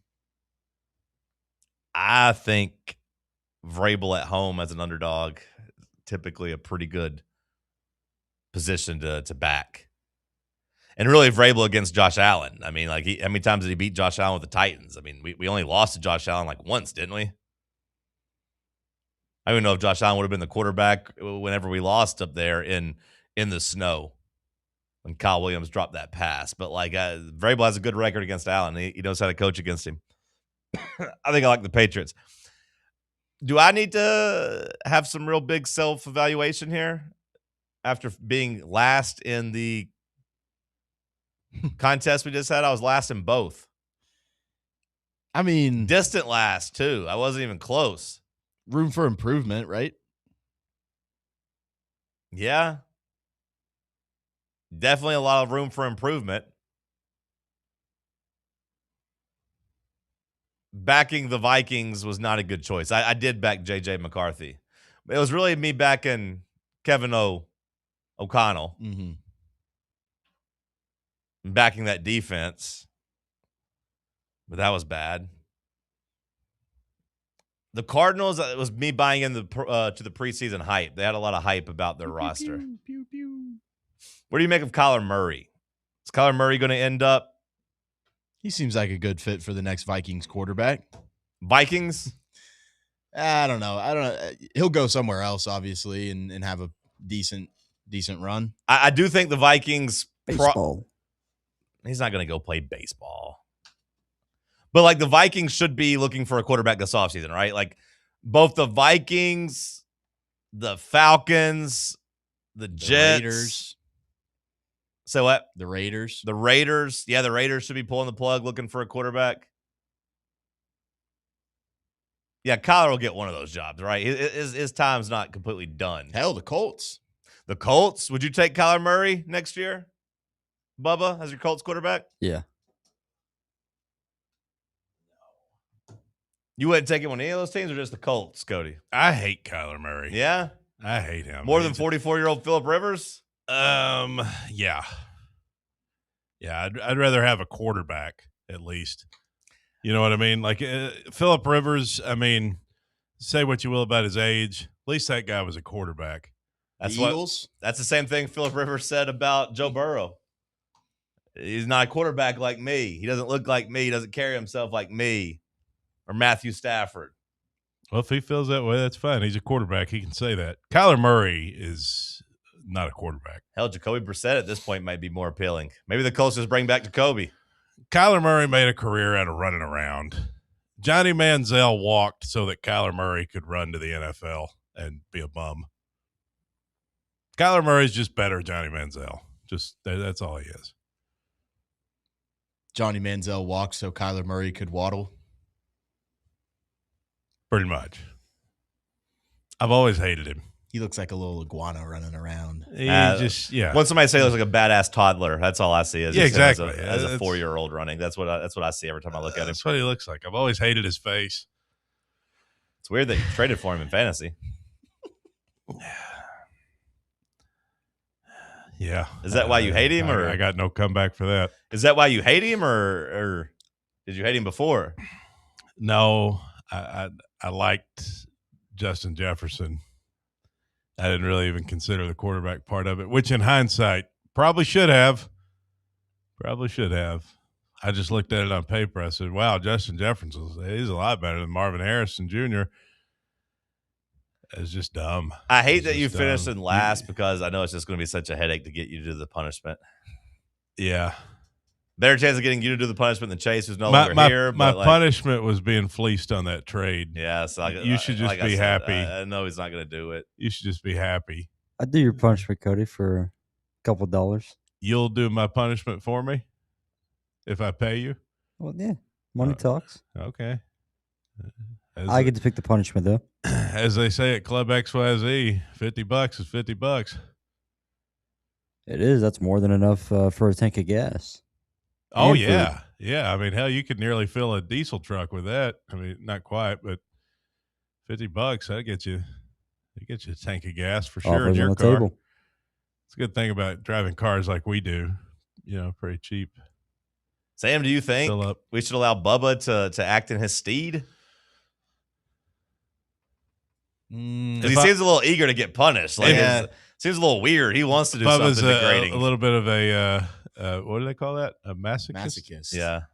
Yeah. If I'm willing to pay him off, that's what Tim did. He just paid everybody off. Well, he paid everybody. Everyone, you're just paying person. Bubba. Yeah.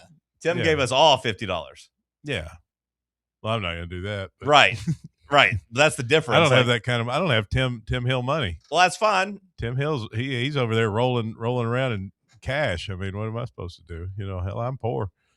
Tim, he's got just bags of money, just bags of gold laying around his office. If you broke it up and you just paid us each $50 a month, like if you gave one person $50 this month and one person $50 next month. Yeah, nothing better than putting me on a payment plan. Yeah, a 9-month $50 payment plan to get out of your fantasy. Call Speedy Cash and ask them how that worked.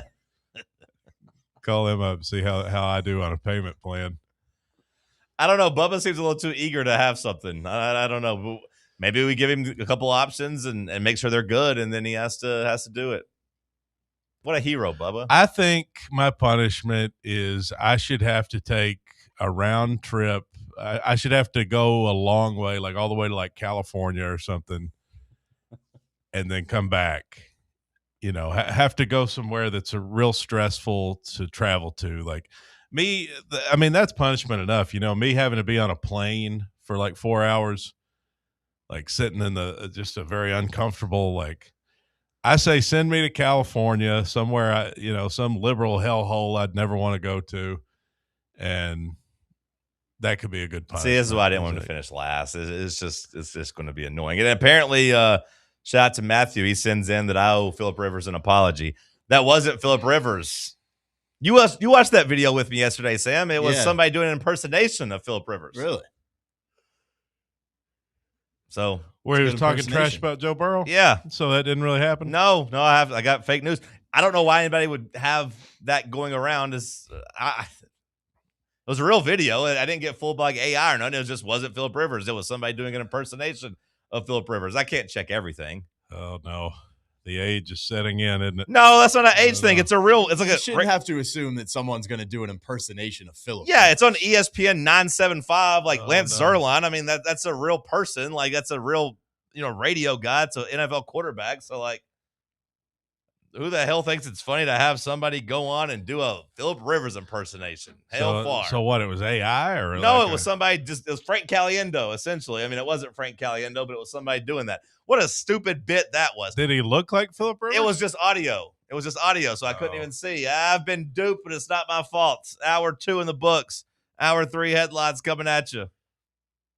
Check out our new and improved website at fanrunradio.com. Timeless traditions start with the ones we love and what we bring home for the season. Bring Inward Half home this holiday. Comfort and performance, made for the journeys you take and the memories you make. For quiet moments or the days you'll remember forever. From performance polos to cozy hoodies, modern apparel for men, women, and kids, there's something for everyone. This holiday, make tradition comfortable. Make it memorable. Make it Inward Half. You're listening to FM 105.7 and AM 1340, WKGN Knoxville, and W289CU Knoxville, Fan Run Radio. Blackford Veterinary Surgery Referral specializes in surgeries not regularly performed by your pet's general veterinarian. They're currently accepting referrals from vets all across the country. With their newly renovated state-of-the-art surgery center and highly trained staff, clients can rely on professional and thorough care. If your vet says that your pet needs surgery or rehab, ask for a referral to Blackford Vet and let them get your best friend back on its feet. Located conveniently in West Knoxville. For more information, visit blackfordvetsurgery.com. Your tax refund belongs to you, not an identity thief. Over $6 billion in tax refunds were flagged by the IRS for possible identity theft last year. If you're in a bind this tax season, LifeLock can help. They monitor and alert you to identity threats you'd miss on your own, even if you're careful with your personal information. And if you do become a victim of tax-related identity fraud, LifeLock has U.S.-based restoration specialists ready to help solve your identity theft issue. Plus, all LifeLock plans are backed by the $1 Million Protection Package, meaning LifeLock will reimburse you up to the limits of your plan if you lose money due to identity theft. Let LifeLock help protect your financial info, so all you have to worry about is what you do with your tax refund. Go to LifeLock.com, save up to 25% off your first year. The promo code is HERD, promo code HERD, to save up to 25% off your first year. LifeLock.com. Identity theft protection starts here. Are you looking for a treat that will knock it out of the park at the next watch party? Just like your favorite baseball team, Crumble brings the best lineup week to week with an expanded roster that includes key lime pie, strawberry cake, or my personal favorite, Monster featuring M&M candies. Let Crumble treat you to the best cookies in the game. Download the Crumble app and start earning rewards. You can even vote monthly on what flavors you would like to see at any store of your choice. Warmer weather is here, so get to the ballpark, but don't miss the cookies. Round 3. The world's greatest radio show.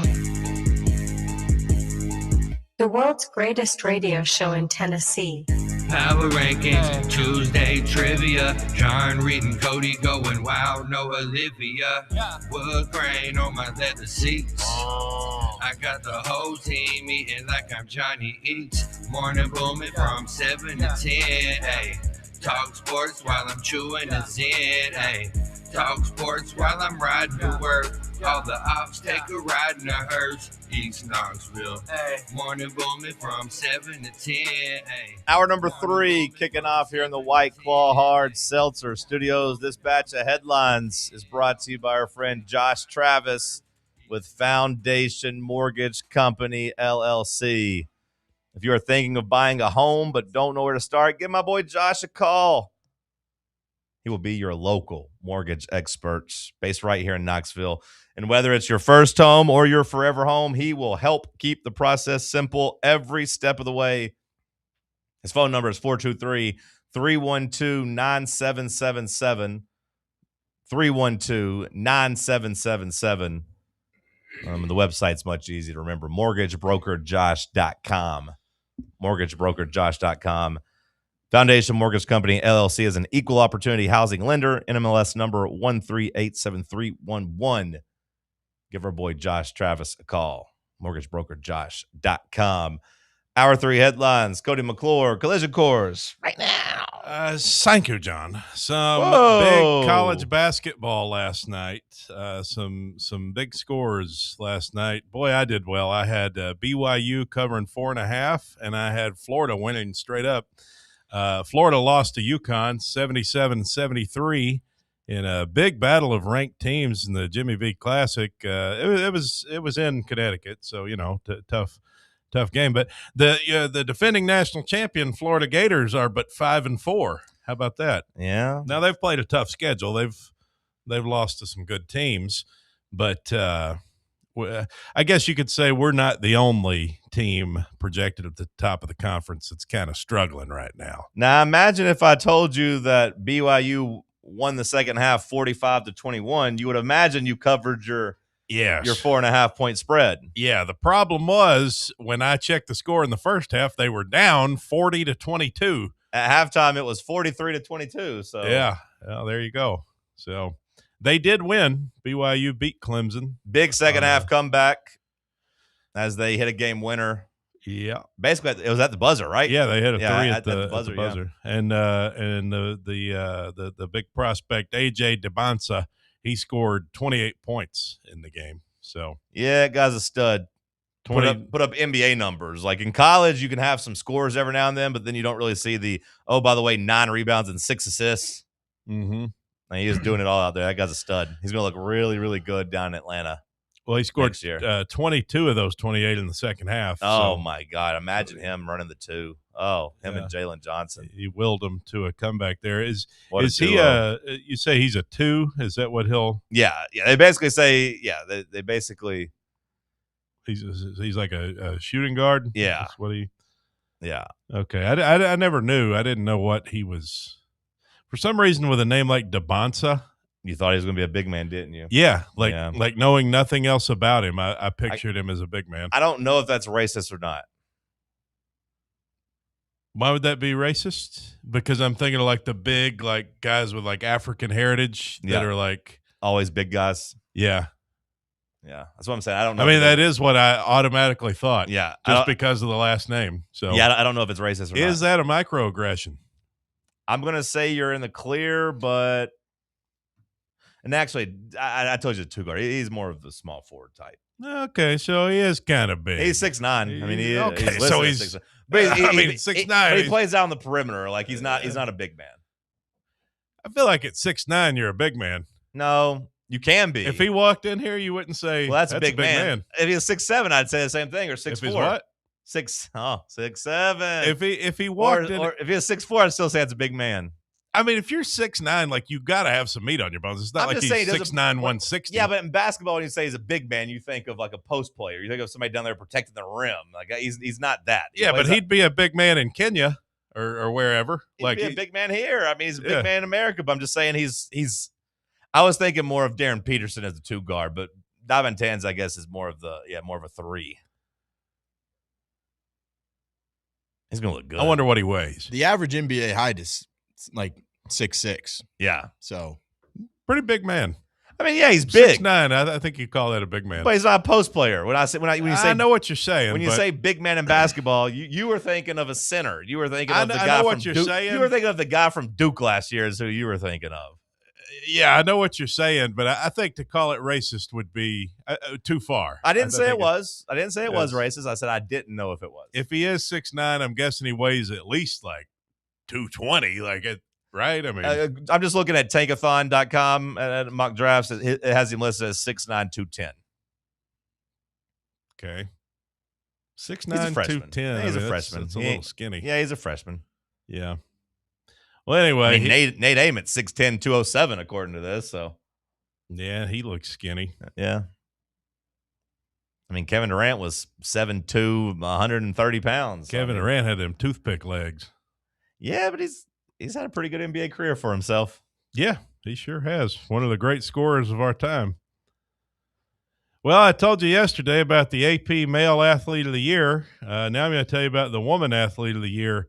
Why did you do the men first and didn't do the women yesterday? Well, for some reason, the women weren't on the headlines yesterday. I don't know if they announced theirs a day later. The first tankathon.com, they do this. You can simulate the lottery, Sam, and it'll give you the teams. First pick, the Hawks. Big Cam Boozer. Let me simulate this 3 times. On a 1, 2, 3. Oh, the Hawks again. Thank you, New Orleans Pelicans. Are they at the bottom of the? No, they're good. They got a pick from the Pelicans. Oh, that's unprotected. So the Pelicans are at the bottom. So like the Hawks could be like a good playoff team, but also get like a top 3 pick in a loaded draft. Like things are good. Things are good for my sports teams right now. Well, besides like the Titans and getting their ass kicked by Vandy and like my baseball coach leaving and the basketball team losing 3 in a row. Other than that, things are good for my sports teams right now. Defensive coordinator's fired. Hopefully the Pelicans don't. No, they suck. Hopefully they don't swallow him up. They suck. Oh, you mean they're just making a bird joke? Asia Wilson, the 4-time WNBA MVP. She's the AP Female Athlete of the Year. Well deserved. So Asia's a dog. She's good. I still can't believe they won the title.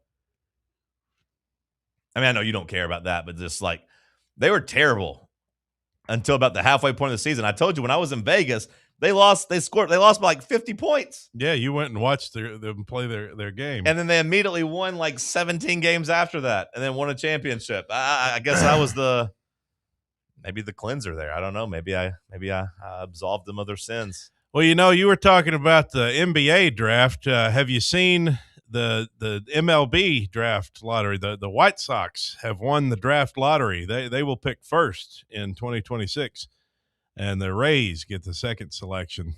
The Rays get the second selection? Mm-hmm. How does the MLB draft lottery work? Does anybody know, Sam, Good Bubba? question. Do you know? Is it? No idea. Yeah. Apparently, the White Sox secured the first pick in the draft by winning the annual draft lottery Tuesday at the winter meetings. Chicago entered the lottery with the best odds for landing the pick. The Blue Jays, Dodgers, Mets, Phillies, and Yankees are projected to receive a 10-pick penalty on their first picks for exceeding the second surcharge threshold of the competitive balance tax. I don't know what that means. So that means that the Blue Jays, Dodgers, Mets, Phillies, and Yankees spent way too much money, so now they lose 10 picks. They lose 10 spots of draft position. Sounds like the top 6 is a lottery in the MLB. Okay. And it's just based on record. Yeah. So top 6 is a lottery? Yep. Inverse win-loss records, and they each kind of get a chance to. And then after that, it just goes in order? Yeah, until like playoff teams. Okay. Mm-hmm. You see where the Dodgers reached a deal with Edwin Diaz. 3 years, $69 million. Yeah. Have some shame, Dodgers. I know. The Dodgers are fun. Yeah, it is fun just to spend as much money as you want. The Dodgers, it's like turning the salary cap off on the video game or forcing the trades. Like, yeah, that was really great. I used to do numbers with Champ Bailey as my shutdown corner and Randy Moss as my wide receiver 1 and Steve McNair. I would never get rid of Steve. Steve was always my quarterback. But then, yeah, making sure I have the best running back and best tight ends. Me and Tony Gonzalez. That was great. Blame the Mets. Blame the Mets. It's not the Dodgers' fault that the Mets couldn't figure something out, that the Mets want to. I mean, you got to give the Dodgers credit for looking around and saying, who is our biggest competition? Who are the teams that can threaten us? And let's just go take their players, I think it's a great move. Makes a lot of sense. Yeah, they were really threatened by the Los Angeles Angels of Anaheim. Let's go take their best player. Yeah, well, I mean, best player in the world lives in your city. You might as well get him. I mean. Yeah, really, we should just blame Shohei for that. You should blame the Mets. No, I blame Shohei. I'm talking about for Edwin Diaz. Oh, I don't care about. Yeah, I mean, whatever. Oh, Edwin Diaz, don't care. Dodgers are fun. Everybody wants to play for the Dodgers. The rest of the league looks around and they see how much fun the Dodgers are having. No, they look around, it's like, oh, it's nice to win and get paid a lot of money. These guys are just writing checks out to Palm everybody. trees, sunshine. This is great for baseball. Dynasty. White Sox, Rays. Were the Rays the second? I guess the Rays were a bottom team this year. I guess they had a pretty good run before them. But Rays, Twins, Giants. All right, Tony V. The Giants were one of the 6 worst teams in the league this year. Are you sure? Are you right about this with the draft lottery, Sam? Did you look it up? Google AI. Could be wrong. Google AI. Yeah, I don't know if I trust. I don't remember the Giants. I thought the Giants were good this year, or at least like a fringe playoff team. Is that not right? Let's see here. I'll answer my own questions. I don't need you guys to tell me anything. You just tell me wrong. I don't have any answers. Overall, I just got news. Worst records in the league were the Rockies, White Sox, Nationals, Twins, Pirates, Angels, Orioles at 7. Yeah, the Giants were like right in the middle. They were 500. We should know how this works, although I don't care at all about the MLB draft. But the Giants got the number 4 pick. Maybe they'd made some type of trade or something. Hell, who knows? But how many Giants games are you going to watch this year? I mean, Giants games I'm not going to watch. I'm not watching games to see the manager. I'm not doing that. I mean, like if they're on just check the standings. Yeah, I'll keep up with them. I'll keep up with their scores, but I'm not like going to be tuning into the game to watch them unless they get like into a playoff race or something. Yeah, good luck with the Dodgers. Yeah, I mean, they're pretty much stuck, having to compete for one of the wild card spots. But I'm rooting for the Giants, but I won't be watching their games. I don't even know if I'll really be rooting for them when it comes down to it. I say I will now, but hell, who knows? I might be busy in the summer. Yeah, might have other stuff going on. I got other stuff going on. UCLA aims to make the state's premier pro. They hired Bob Chesney, related to Kenny. Yeah, it's cousins. It's his first cousin. He's the head coach of James Madison. And this is news to me that UCLA hired James Madison's coach. But anyway, Bob Chesney said that he plans to make UCLA the state's premier program in California. So as opposed to who? USC? USC, I guess. That's it? Yeah. No one really likes USC. USC ain't got no juice. Let's go Bob Chesney. Well, I mean, Stanford sucks. They're no good. Cal sucks. The San Diego State Aztecs. Yeah, I mean, shouldn't be too hard to be the best college football team in California. It was kind of a cool line, I will say. He said, we don't need to be the other school in this town. We need to be the school in this town. Oh, he didn't name them by name. He pulled the old school down the road, huh? Mm-hmm. The team, the name that won't be spoken. That's what Russell Crowe did to Gladiator 2 as well. He said he wasn't going to say the name of the movie. Yeah, well. Disrespectful. Yeah. You remember how annoying that was when Butch Jones came in and said the red team? He tried to make that a thing. Yeah. I kind of miss some of those Butch quotes. I do wonder how you felt not even getting a whiff of any of these coaching jobs.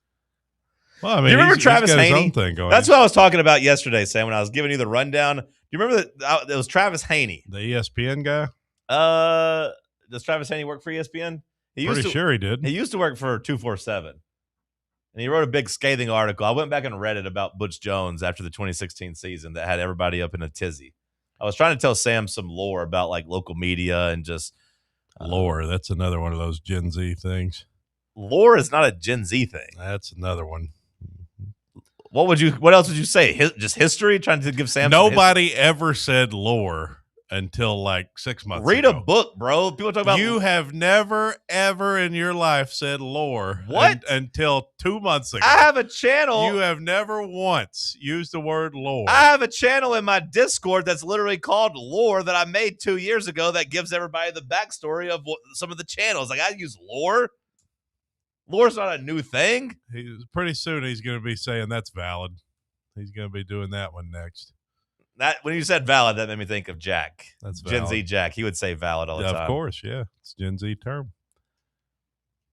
Lore, they don't get to claim lore. You as said a another Gen Z one term. earlier. I forgot what it was, but the more you guys say lore, the more I don't like the word. It's a tough That's word for valid. me to say. Dead ass. See, this goes back to my problem. Like, dead ass has been around for 30 years. Yeah, but nobody ever used it. Yeah, you still hang out with the right people. What do you mean by the right people? That use the term dead ass. That's been a thing. It's been a thing on the internet for a long time, too. New York, the Bronx. Those guys have been saying that for 30 years. I think the one I hate the most now is I fear. I think that's what I hate the worst. Because they just put it in casual conversation now. Like, yeah. I fear that the Thanksgiving holiday was not up to par. Yeah. They wouldn't say up to par. They'd have some other. Yeah, I don't like that. Yeah. That's just part of getting older, I guess. I'm not letting you take lore away, though. Like, it's just any. I'm just saying you never said it over the years. I never really heard You've never heard me say lore? I've never heard you say it once. I'm not saying I have or haven't. I'm just saying I used the word lore before. Yeah, I mean, maybe it's been around. That's fine. I feel like it's now in the mainstream, you know? Is it in the mainstream? Where is it in the mainstream at? How did I just use it? I mean, I was using it just like, that's what I was doing yesterday, was telling Sam some old stories, catching him up to speed. How else would you describe that? Is that because of Taylor Swift? Is that why it's become is it folklore? Wasn't that her? Is that why that's a thing now? People used to just say like the history. When I think of lore, I think of like Lord of the Rings. That's what I think of. Yeah. I don't know. Kenny Dillingham is wishing Sam Levitt well. What do we make of this? Him going on Twitter to just basically say goodbye to all of his players that are in the transfer portal. He's like trying to like take the high road, I guess, but it does seem a little weird, right? I don't know if I'd like it if I was an Arizona State fan. Probably not. Do we want Sam Levitt? Is that something we might have interest in? Sam, you probably watch a lot of those weird Arizona State games. Too expensive. The Pac-12 network? Wait, there's not even a Pac-12 network. What do you mean too expensive? ESPN Plus? Can't afford ESPN Plus? Sam Levitt, too expensive. Oh, that reminds me. ESPN got my ass. They got me on that damn $40. I forgot to cancel it. Trial, yeah. I forgot to cancel it. $40. Well, they got me too, and I felt a little bit like Jimmy Himes. I don't know if you remember Jimmy Himes complaining about The Athletic a couple months ago or a year ago, but I felt like Jimmy Himes because ESPN got me too, which they did send me a warning, but it's one of those things they sent like 2 months ago, and I was like, yeah, whatever. It's like, hey, just so you know, on this date, we're charging you for ESPN Plus, but we're charging you for a full year, and it's going up, just so you know. And I was like, yeah, fine. And then I'd get my credit card, and it's like $140 for ESPN Plus, and I'm like, damn it. What the heck? A year. They charged me for a full year up front. That's a lot of money. Yeah, Was that already the plan that you had chosen, or they just said, hey, here's a year's? Well, it started out, Sam, I used to pay $5 a month for it or whatever, just so I could read the ESPN Plus articles. Right, but like there used to be monthly and then the yearly subscription. Did you do the yearly when you first made ESPN Plus? Maybe, but if I did, I swear it was like $79. I feel like I maybe paid $79 for it. Now it's like $140. And I don't want ESPN Plus that bad. What are you going to do? I got my $140. I didn't want to tweet about it and complain because, like I said, I didn't want people to call me Jimmy Himes because they did that to him over The Athletic. I was just trying to read about quarterbacks. I have a feeling. I fear that it's only going to get more expensive as time goes by. Yeah. It's only going to get worse. Netflix is going to be $30 soon after they're trying to buy Warner Brothers. Yeah. I don't think I fear is a very. That's not Gen Z. I don't think so. I feel like people have just normally said that for a while. I think Cody just hangs around with girls and hears what girls say. I think it's more. I think he more. Claims it all I think he claims it all as Gen Z slang, and really it's just how girls talk. Yeah. I think a more Gen Z saying would be like it's giving blank. That's another one. Yeah. When I don't like that. You know. Yeah. I just pick up on these things. Like when I hear a term more than 3 times, I'm like, okay, so that's part of the lexicon. I think really that's just girl talk. Yeah, but it's not millennial girl talk. It's not. I've never heard any of my older friends say that. I've never heard them say any of that stuff. I feel like I have heard people say the fear thing a lot, but I wasn't going to argue 2 in a row. I think really you just hang out with girls, and then I think you're making that a Gen Z thing. Really, it's just a girl thing. That's all I'm saying. Forgive me for hanging around so many girls, you know.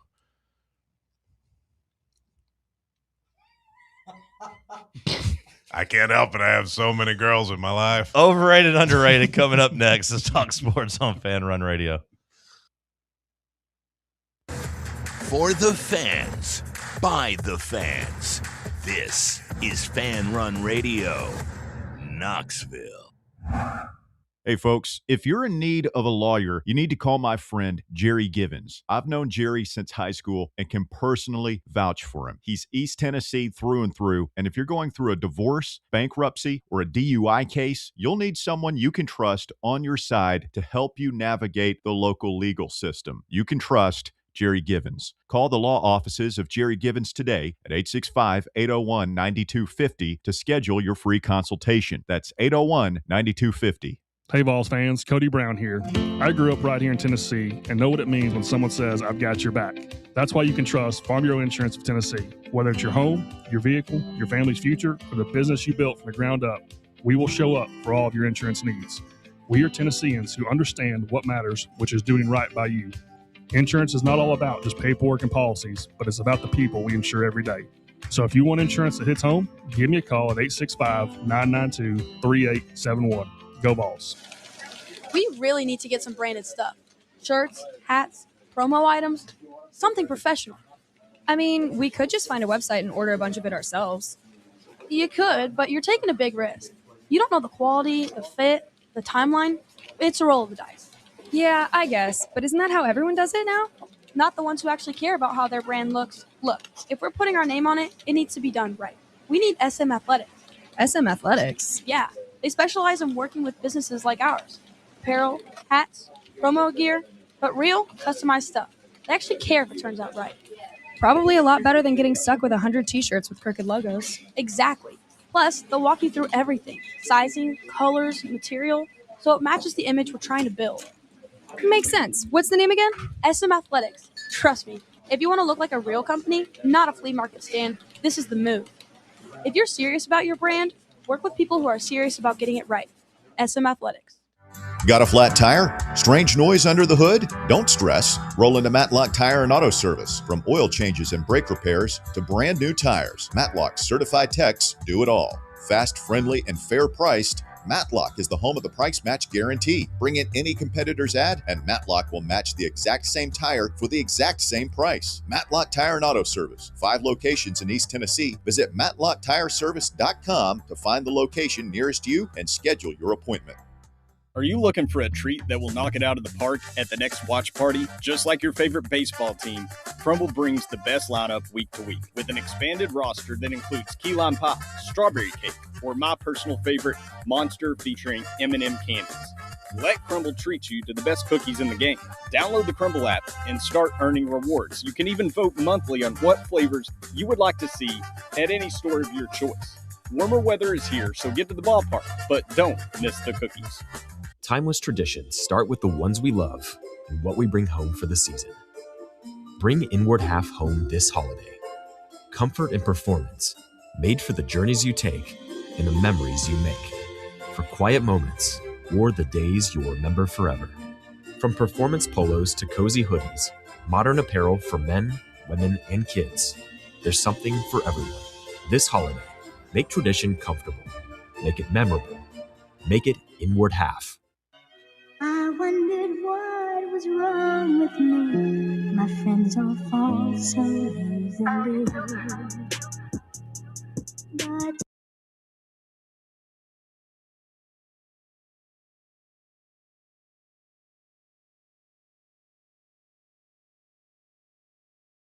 Sammy boy, get ready to fire up overrated, underrated, as I tell you about our friends over at Knoxville Smiles. It's not too late. Still got some time of the year to get to Knoxville Smiles. Get your teeth taken care of before the new year. Local dentistry done right. They could do it all at Knoxville Smiles. And for the next couple weeks until the new year, they're offering half-price whitening when you get a cleaning. Call today to set up your appointment at 865-539-1776, 539-1776, or online at knoxvillesmiles.com. Smile brighter with Knoxville Smiles. Overrated. Very overrated. It's overrated. overrated, my friend. Overrated. I'm going to tell you why. I think that's a solid rated right there. It's perfect rated. He underrated, man. He has some swag. He has some real swag. Lobsters are underrated. They don't die. Welcome back, Cody. We've missed you and all that you provide for us on Overrated, Underrated. Yeah, there we are. I know that we are deep into the holiday season here. But in lieu of California, I think it's a little Cali theme for Overrated, Underrated. So, gentlemen, as we spin the wheel and it lands on nothing because of the list, I bid to you, the Red Hot Chili Peppers, overrated or underrated? Why are we doing California? I think just trying to make you feel at home since you didn't get to go. Oh, okay. The Chili Peppers. I gotta go a little underrated, man. I've come to realize at this point in my life, I think the Chili Peppers might be my number 2 band. They might be my second favorite band, of course, behind the Rolling Stones. I like a lot of the Chili Peppers songs. Not just the hits either. Not just Snow, oh hey, snow, hey oh, whatever. Not just that. Not just Californication. I like a lot of the Chili Pepper songs. I could name you some deep cut Chili Pepper songs. You know, an album that I think is pretty underrated is the Stadium Arcadium from 2007. Little Strip My Mind. That's a good song. Desecration Smile. It's a good song. They got a lot, man. Wet Sand. That's a good song.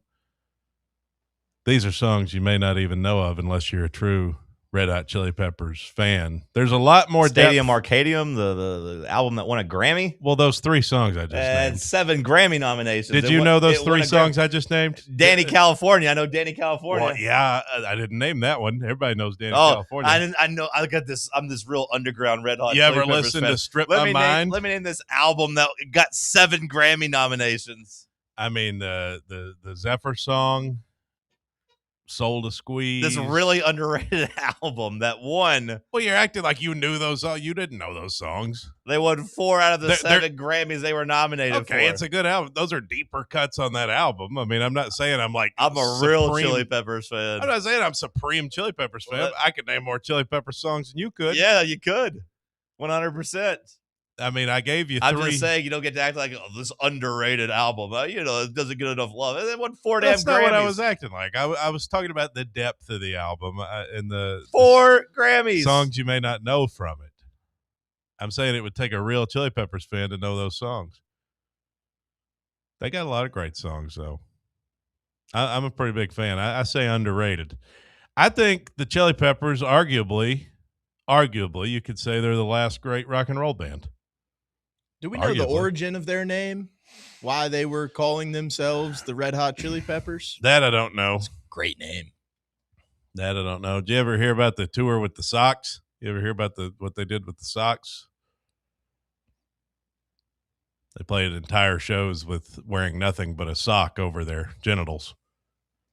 So that's exciting. That's creative. Mm-hmm. That bass player, Flea, he's a bit of a nut.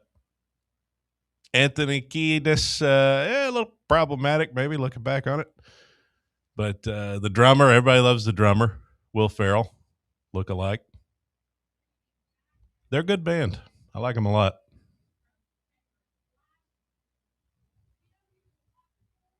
They changed their name to the Red Hot Chili Peppers. Let's see. And also changed the record deal, quit the Chili Peppers, band release. The Wikipedia doesn't have the rundown of how they got their name. I don't really have an answer for you, Sam. I'll have to do a little bit more digging. I got no real take on the Red Hot Chili Peppers, except that whenever I was like 10, I used to hate whenever their videos would come on like TRL. I got so tired of seeing the Californication video of just a guy riding around the back seat with the bandage on his head. I hated that. I got no other takes other than that one guy looks like Will Ferrell. Mm-hmm. Flea seems to love the Lakers. They hung out with Rick Rubin some. That's all I got. Probably overrated, though, if Cody's calling them the second greatest band of all time. That's not what I called them. I said they're my second favorite band. I didn't say they're the second greatest band of all time. Never said that. The last great band. I did say maybe the last great rock and roll band. Yeah. Name another. Do they rock and roll? They don't roll that much. I mean, I don't think of them as rolling. They're closer on the rock side of things. Yeah, they got some rhythm. I feel like you always say, like, hey, they're just rock. They don't roll. Like I feel like when I think of the Red Hot Chili Peppers, I don't really think of very much rhythm and blues there rolling around and doing that. They're closer on the rock side, but they got a little groove. I mean, some of their songs do. I wouldn't say they're full of soul or anything, but I like them a lot. Gentlemen, this land is your land. This land is my land. From California to the New York Islands, this includes the redwood forest, gentlemen. Are redwood trees overrated or underrated? Redwood trees? I mean, I don't know how you can make the case that trees are underrated. I mean, other than the whole oxygen thing, but like the redwoods specifically, they're big. They're cool in the Planet of the Apes movies. I don't know if I've actually ever seen one in person, though. I bet you haven't. Yeah, so I don't know if I can give an educated take here. I'm going to abstain, Bubba. As someone who has seen plenty of redwood trees, I'm going to say overrated because they are not as cool as the sequoias. I think the sequoias are the premier tree. I like a tree with a big base more than I like just great height. Give me girth over length in this scenario. They're cool. The redwoods, I can tell you, Bubba, some lore behind the redwood trees. Those are coastal. So when you go up the California coast, Northern California up to Oregon, those are coastal trees. The sequoias are more inland, over closer like Yosemite and a little more the eastern part of the state. They're both very big kind of trees, but if I got to pick one, I pick sequoias. So I go a little overrated on the redwoods. Still very majestic, very impressive trees to see if you've never seen them. I mean, they are incredible trees. Huge, huge trees. You can drive cars through them, but the sequoias are more known for being the bigger bases. So, according to autobiography, the band's famous name just came from a huge laundry list of idiotic, meaningless, boring names. So basically, they compiled a whole bunch of things and just randomly picked something. It's a derivative. How do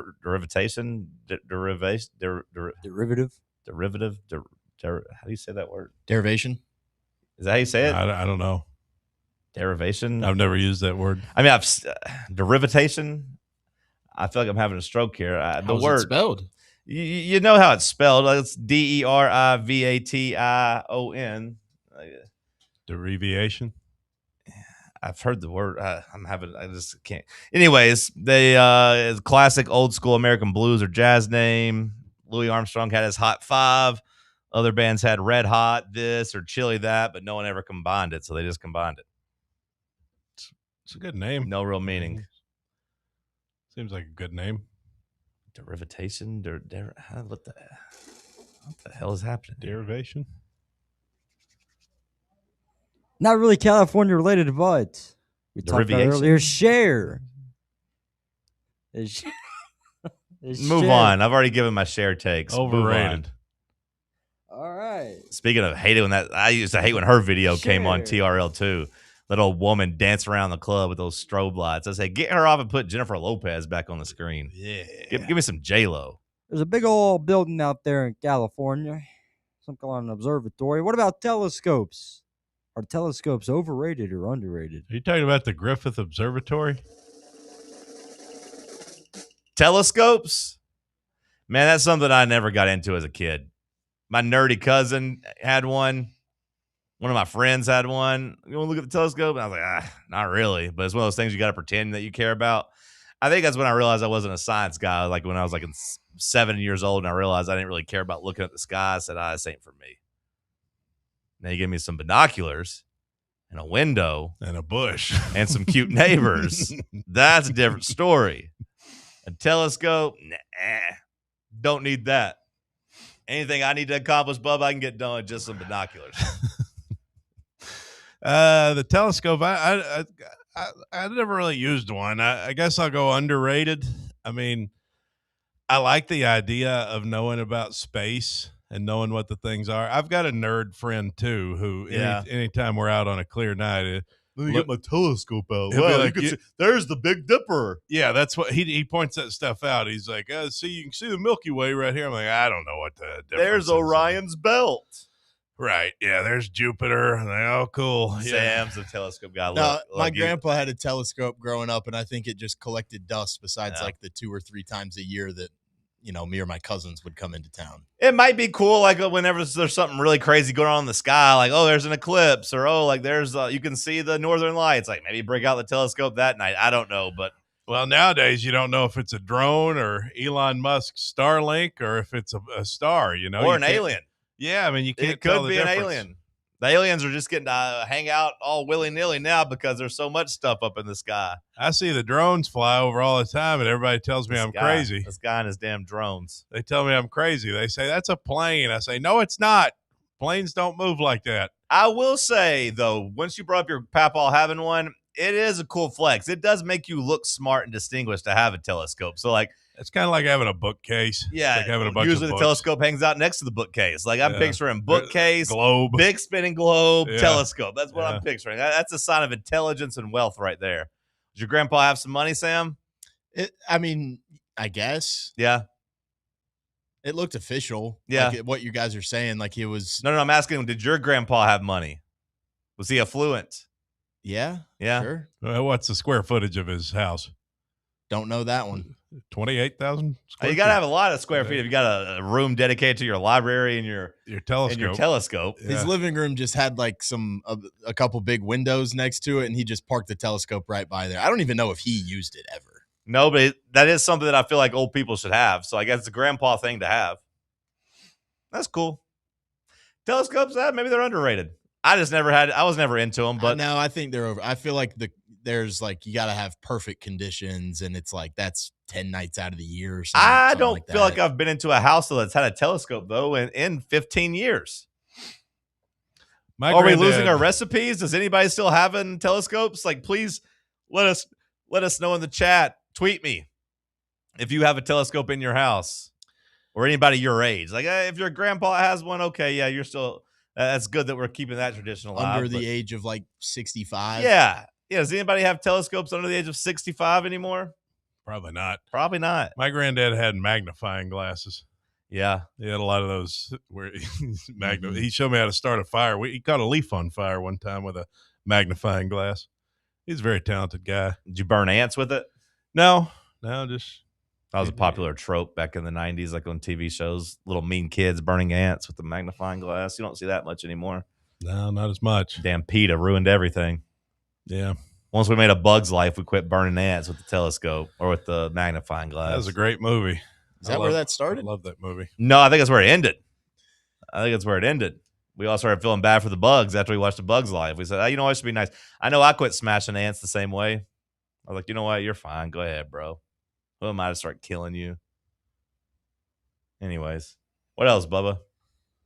Up next, we have what's California known for being a coastal town with coastal. You got surfing. Is surfing overrated or underrated?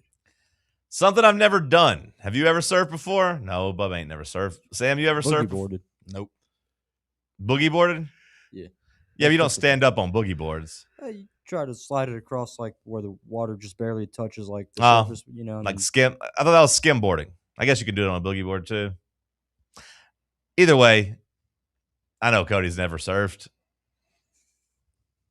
I've never surfed. What do you mean by that? I just don't think you got it in you to get up on the board.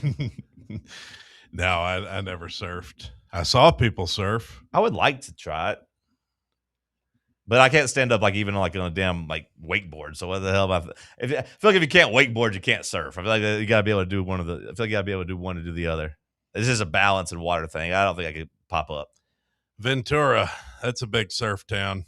I don't think I like the ocean enough to want to surf. That's my thing too. Like the repetition. I don't like the lake enough to learn to wakeboard. Like I tried one time and they kept trying to pull me up. I was like, I don't like laying in this water. Just get me out. Let somebody else go. I don't want everybody to have to sit here and wait on me as I lay in this nasty water with God knows what under like me. The repeated failures of just falling off your surfboard and just like swallowing a cup of ocean water every single time. I'm good on that. Next thing you know, your eyes are burning. You've been stung by a jellyfish. I've seen enough movies to know at one point you're going to fall and hit a head on a reef or something. Now you're bleeding. You got sand in places you don't want sand at. I agree with you fully. I don't even like getting in the ocean. Last time I went to the beach, I didn't even get out. I just said, here's the sand. Cool. That's good. I love swimming in the ocean. I took one late night walk. Otherwise, I just stood up at the pool and looked at the water. I was like, I'm good. Swimming in the ocean, I love it. It's kind of like a workout. Like when the waves are really going, and you got to kind of fight the waves. You got to fight the tide. I view it as a workout. It's like an easy workout. Good way to burn some calories. I've always loved the ocean. What I didn't love, though, was the lake. Did you ever get pulled on a tube? Yeah. Like behind a boat? Yeah. That hurts. I love that. That hurts so much. I still have. I used to love it. I don't know if I'd do it anymore. I think I might be aged out of that. I got one day in me. One day out there, but I can only imagine what you feel like afterwards. Your shoulder, your elbow, your wrist. Your neck kind of hurts if you're on one of the ones, where you're just like hanging on for dear life and you're flying halfway up in the air. Whiplash. Yeah. I still have memories of the pain of smacking the water at 50 miles an hour. I used to love doing that, though. It's just a thrill when you hit a big wave and your tube just goes so far up in the air and you just get smacked down. Yeah. Does feel dangerous. So like, what if there's a log in the water or something you hit? As you get older, you start thinking about those stuff. I knew a guy who drowned. I had a meltdown on one of those one time. My papa was trying to pull me behind one, but he had like a pontoon boat, so you couldn't really like actually do any tricks. But he's like, just sit back there, we'll pull you. So they pulled me like all the way across the damn lake back to where we're going. And I got convinced that there was a snake underneath me because they kept like hitting the water, and I just had kind of a meltdown out there. I was like 7 years old, and I was like, "Get me in, get me out of here!" And I was trying to like jump out, and they're like, "Stay in there." I was like, "No, we gotta pull me in." That's my lasting memory of inner tubing. I just remember screaming, "Slow down, slow down!" I felt like my dad went way too fast. Wow, what a coward! I was like, "Slow down, please, please slow down." What a coward! You can't say slow down. That's what only I said. Faster. I was scared. Oh no! I got We scared. always just do this and just be like, turn us around, do some spins, go faster. Coach's like, stop! There's water in my. I can't see. Slow down. I'm gonna fall. Other people I can't hang on no more. Awesome. Faster. I can't hang on. I would love to see Cody's big ass just barrel roll out there, just sliding across the water. I've done it. Slow down. That's sad. I don't miss it. That's sad. It hurt. Yeah, he's going like 55 miles an hour. He had that boat maxed out. Damn speedboat out there. You had to get the torque up to get to pull you. You had to get it going. I wasn't that big. No, that's the line. I was a reasonable weight. Did they have to put 2 life jackets together? No, I just wore the adult size. I was a reasonable weight. I was like 260 pounds. I think I was 11 or 12. Last call on the other side. It's TalkSports on Fan Run Radio.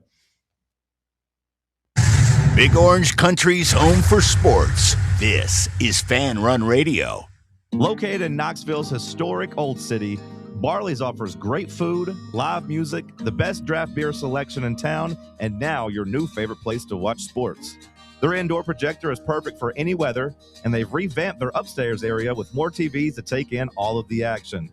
Their menu features hand-battered chicken tenders, juicy burgers, fresh salads, and the tastiest pizza in Knoxville. You can enjoy their happy hour drink specials daily from open until 6 p.m.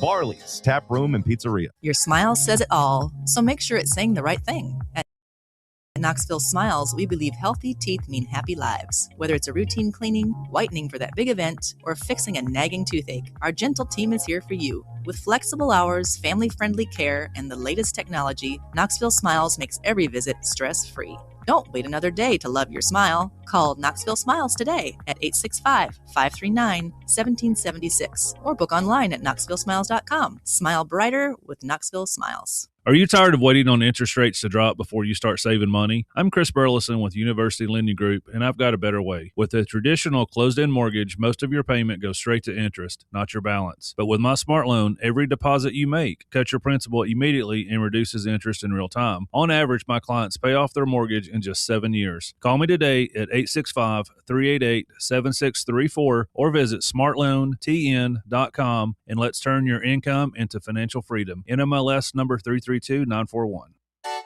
Citizens National Bank.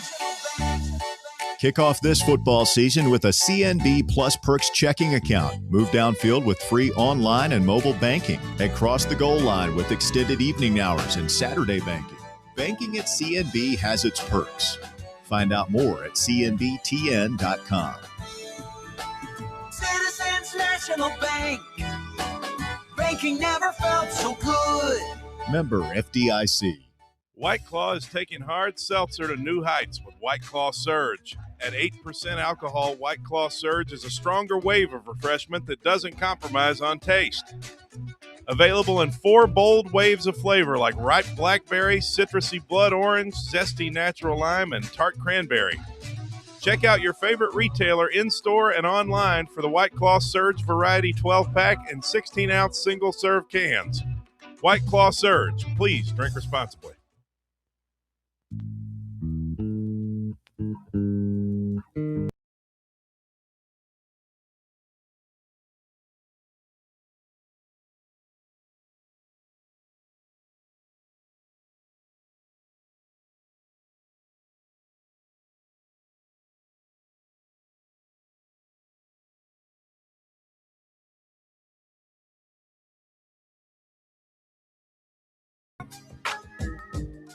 Last call here on the program. Good job by you over there, Bubba, with overrated, underrated. Hour 3 is your hour to shine, brother. It's when we take off the training wheels, we take off the restrictor plate, and we say, let's go. It's time to run. What do we miss today, Bubba? Well, for overrated, underrated, we missed the San Andreas fault line as a topic. But... Nope, don't have any thoughts on the San Andreas fault. All right. Other than that one movie with The Rock in it. It's a good video Got it game. for Los Angeles or whatever.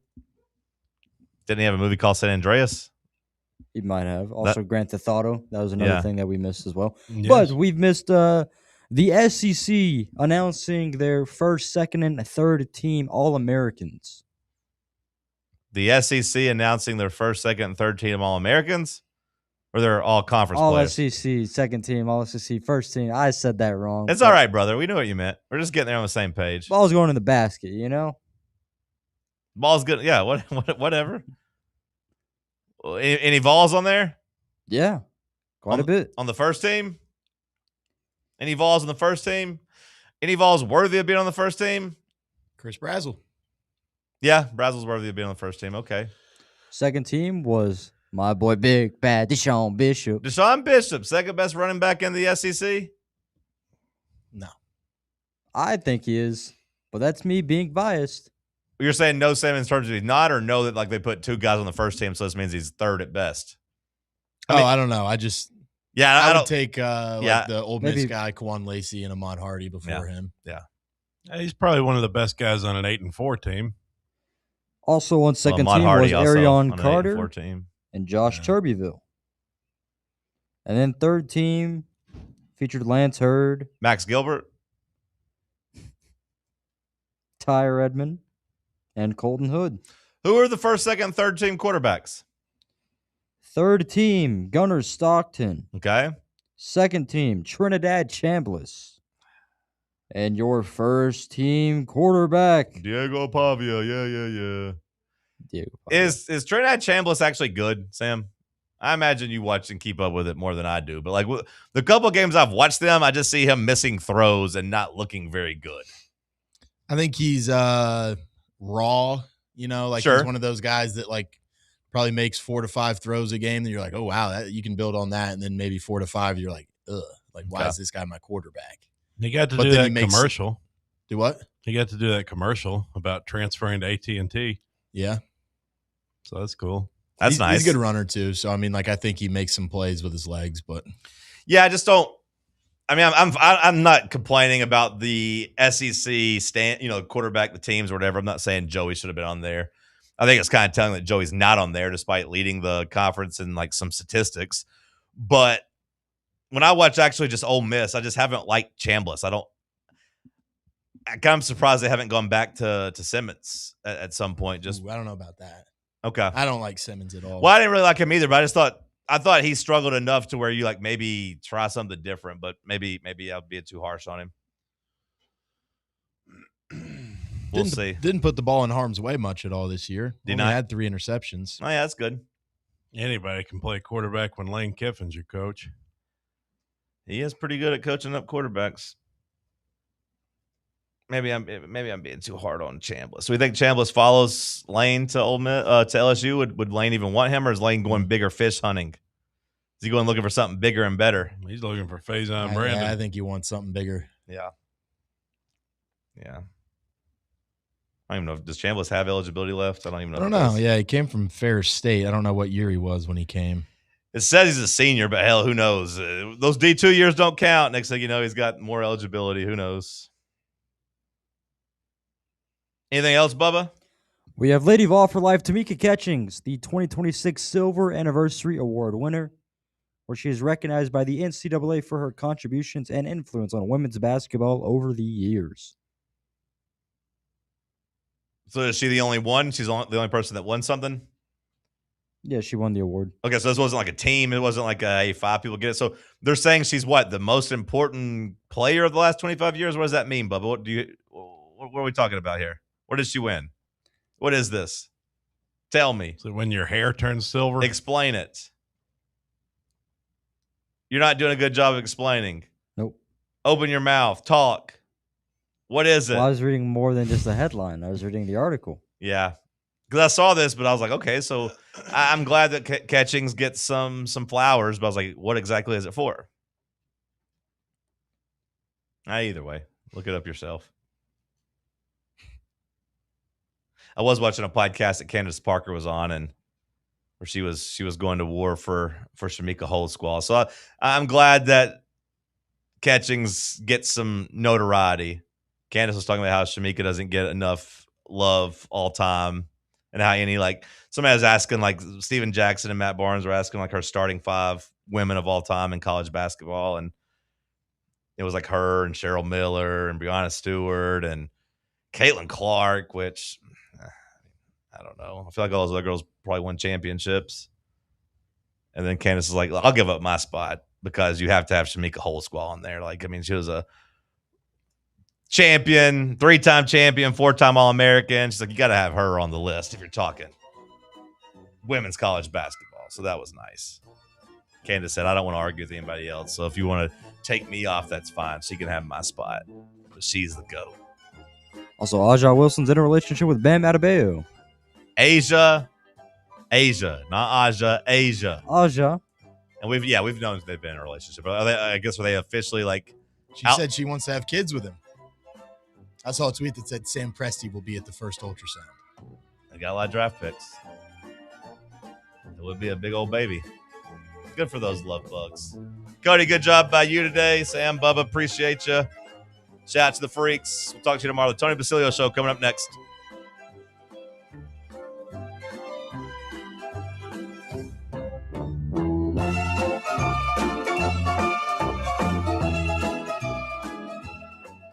Take Fan Run Radio with you on the all-new Fan Run app. Just search for Fan Run Radio wherever you download your apps.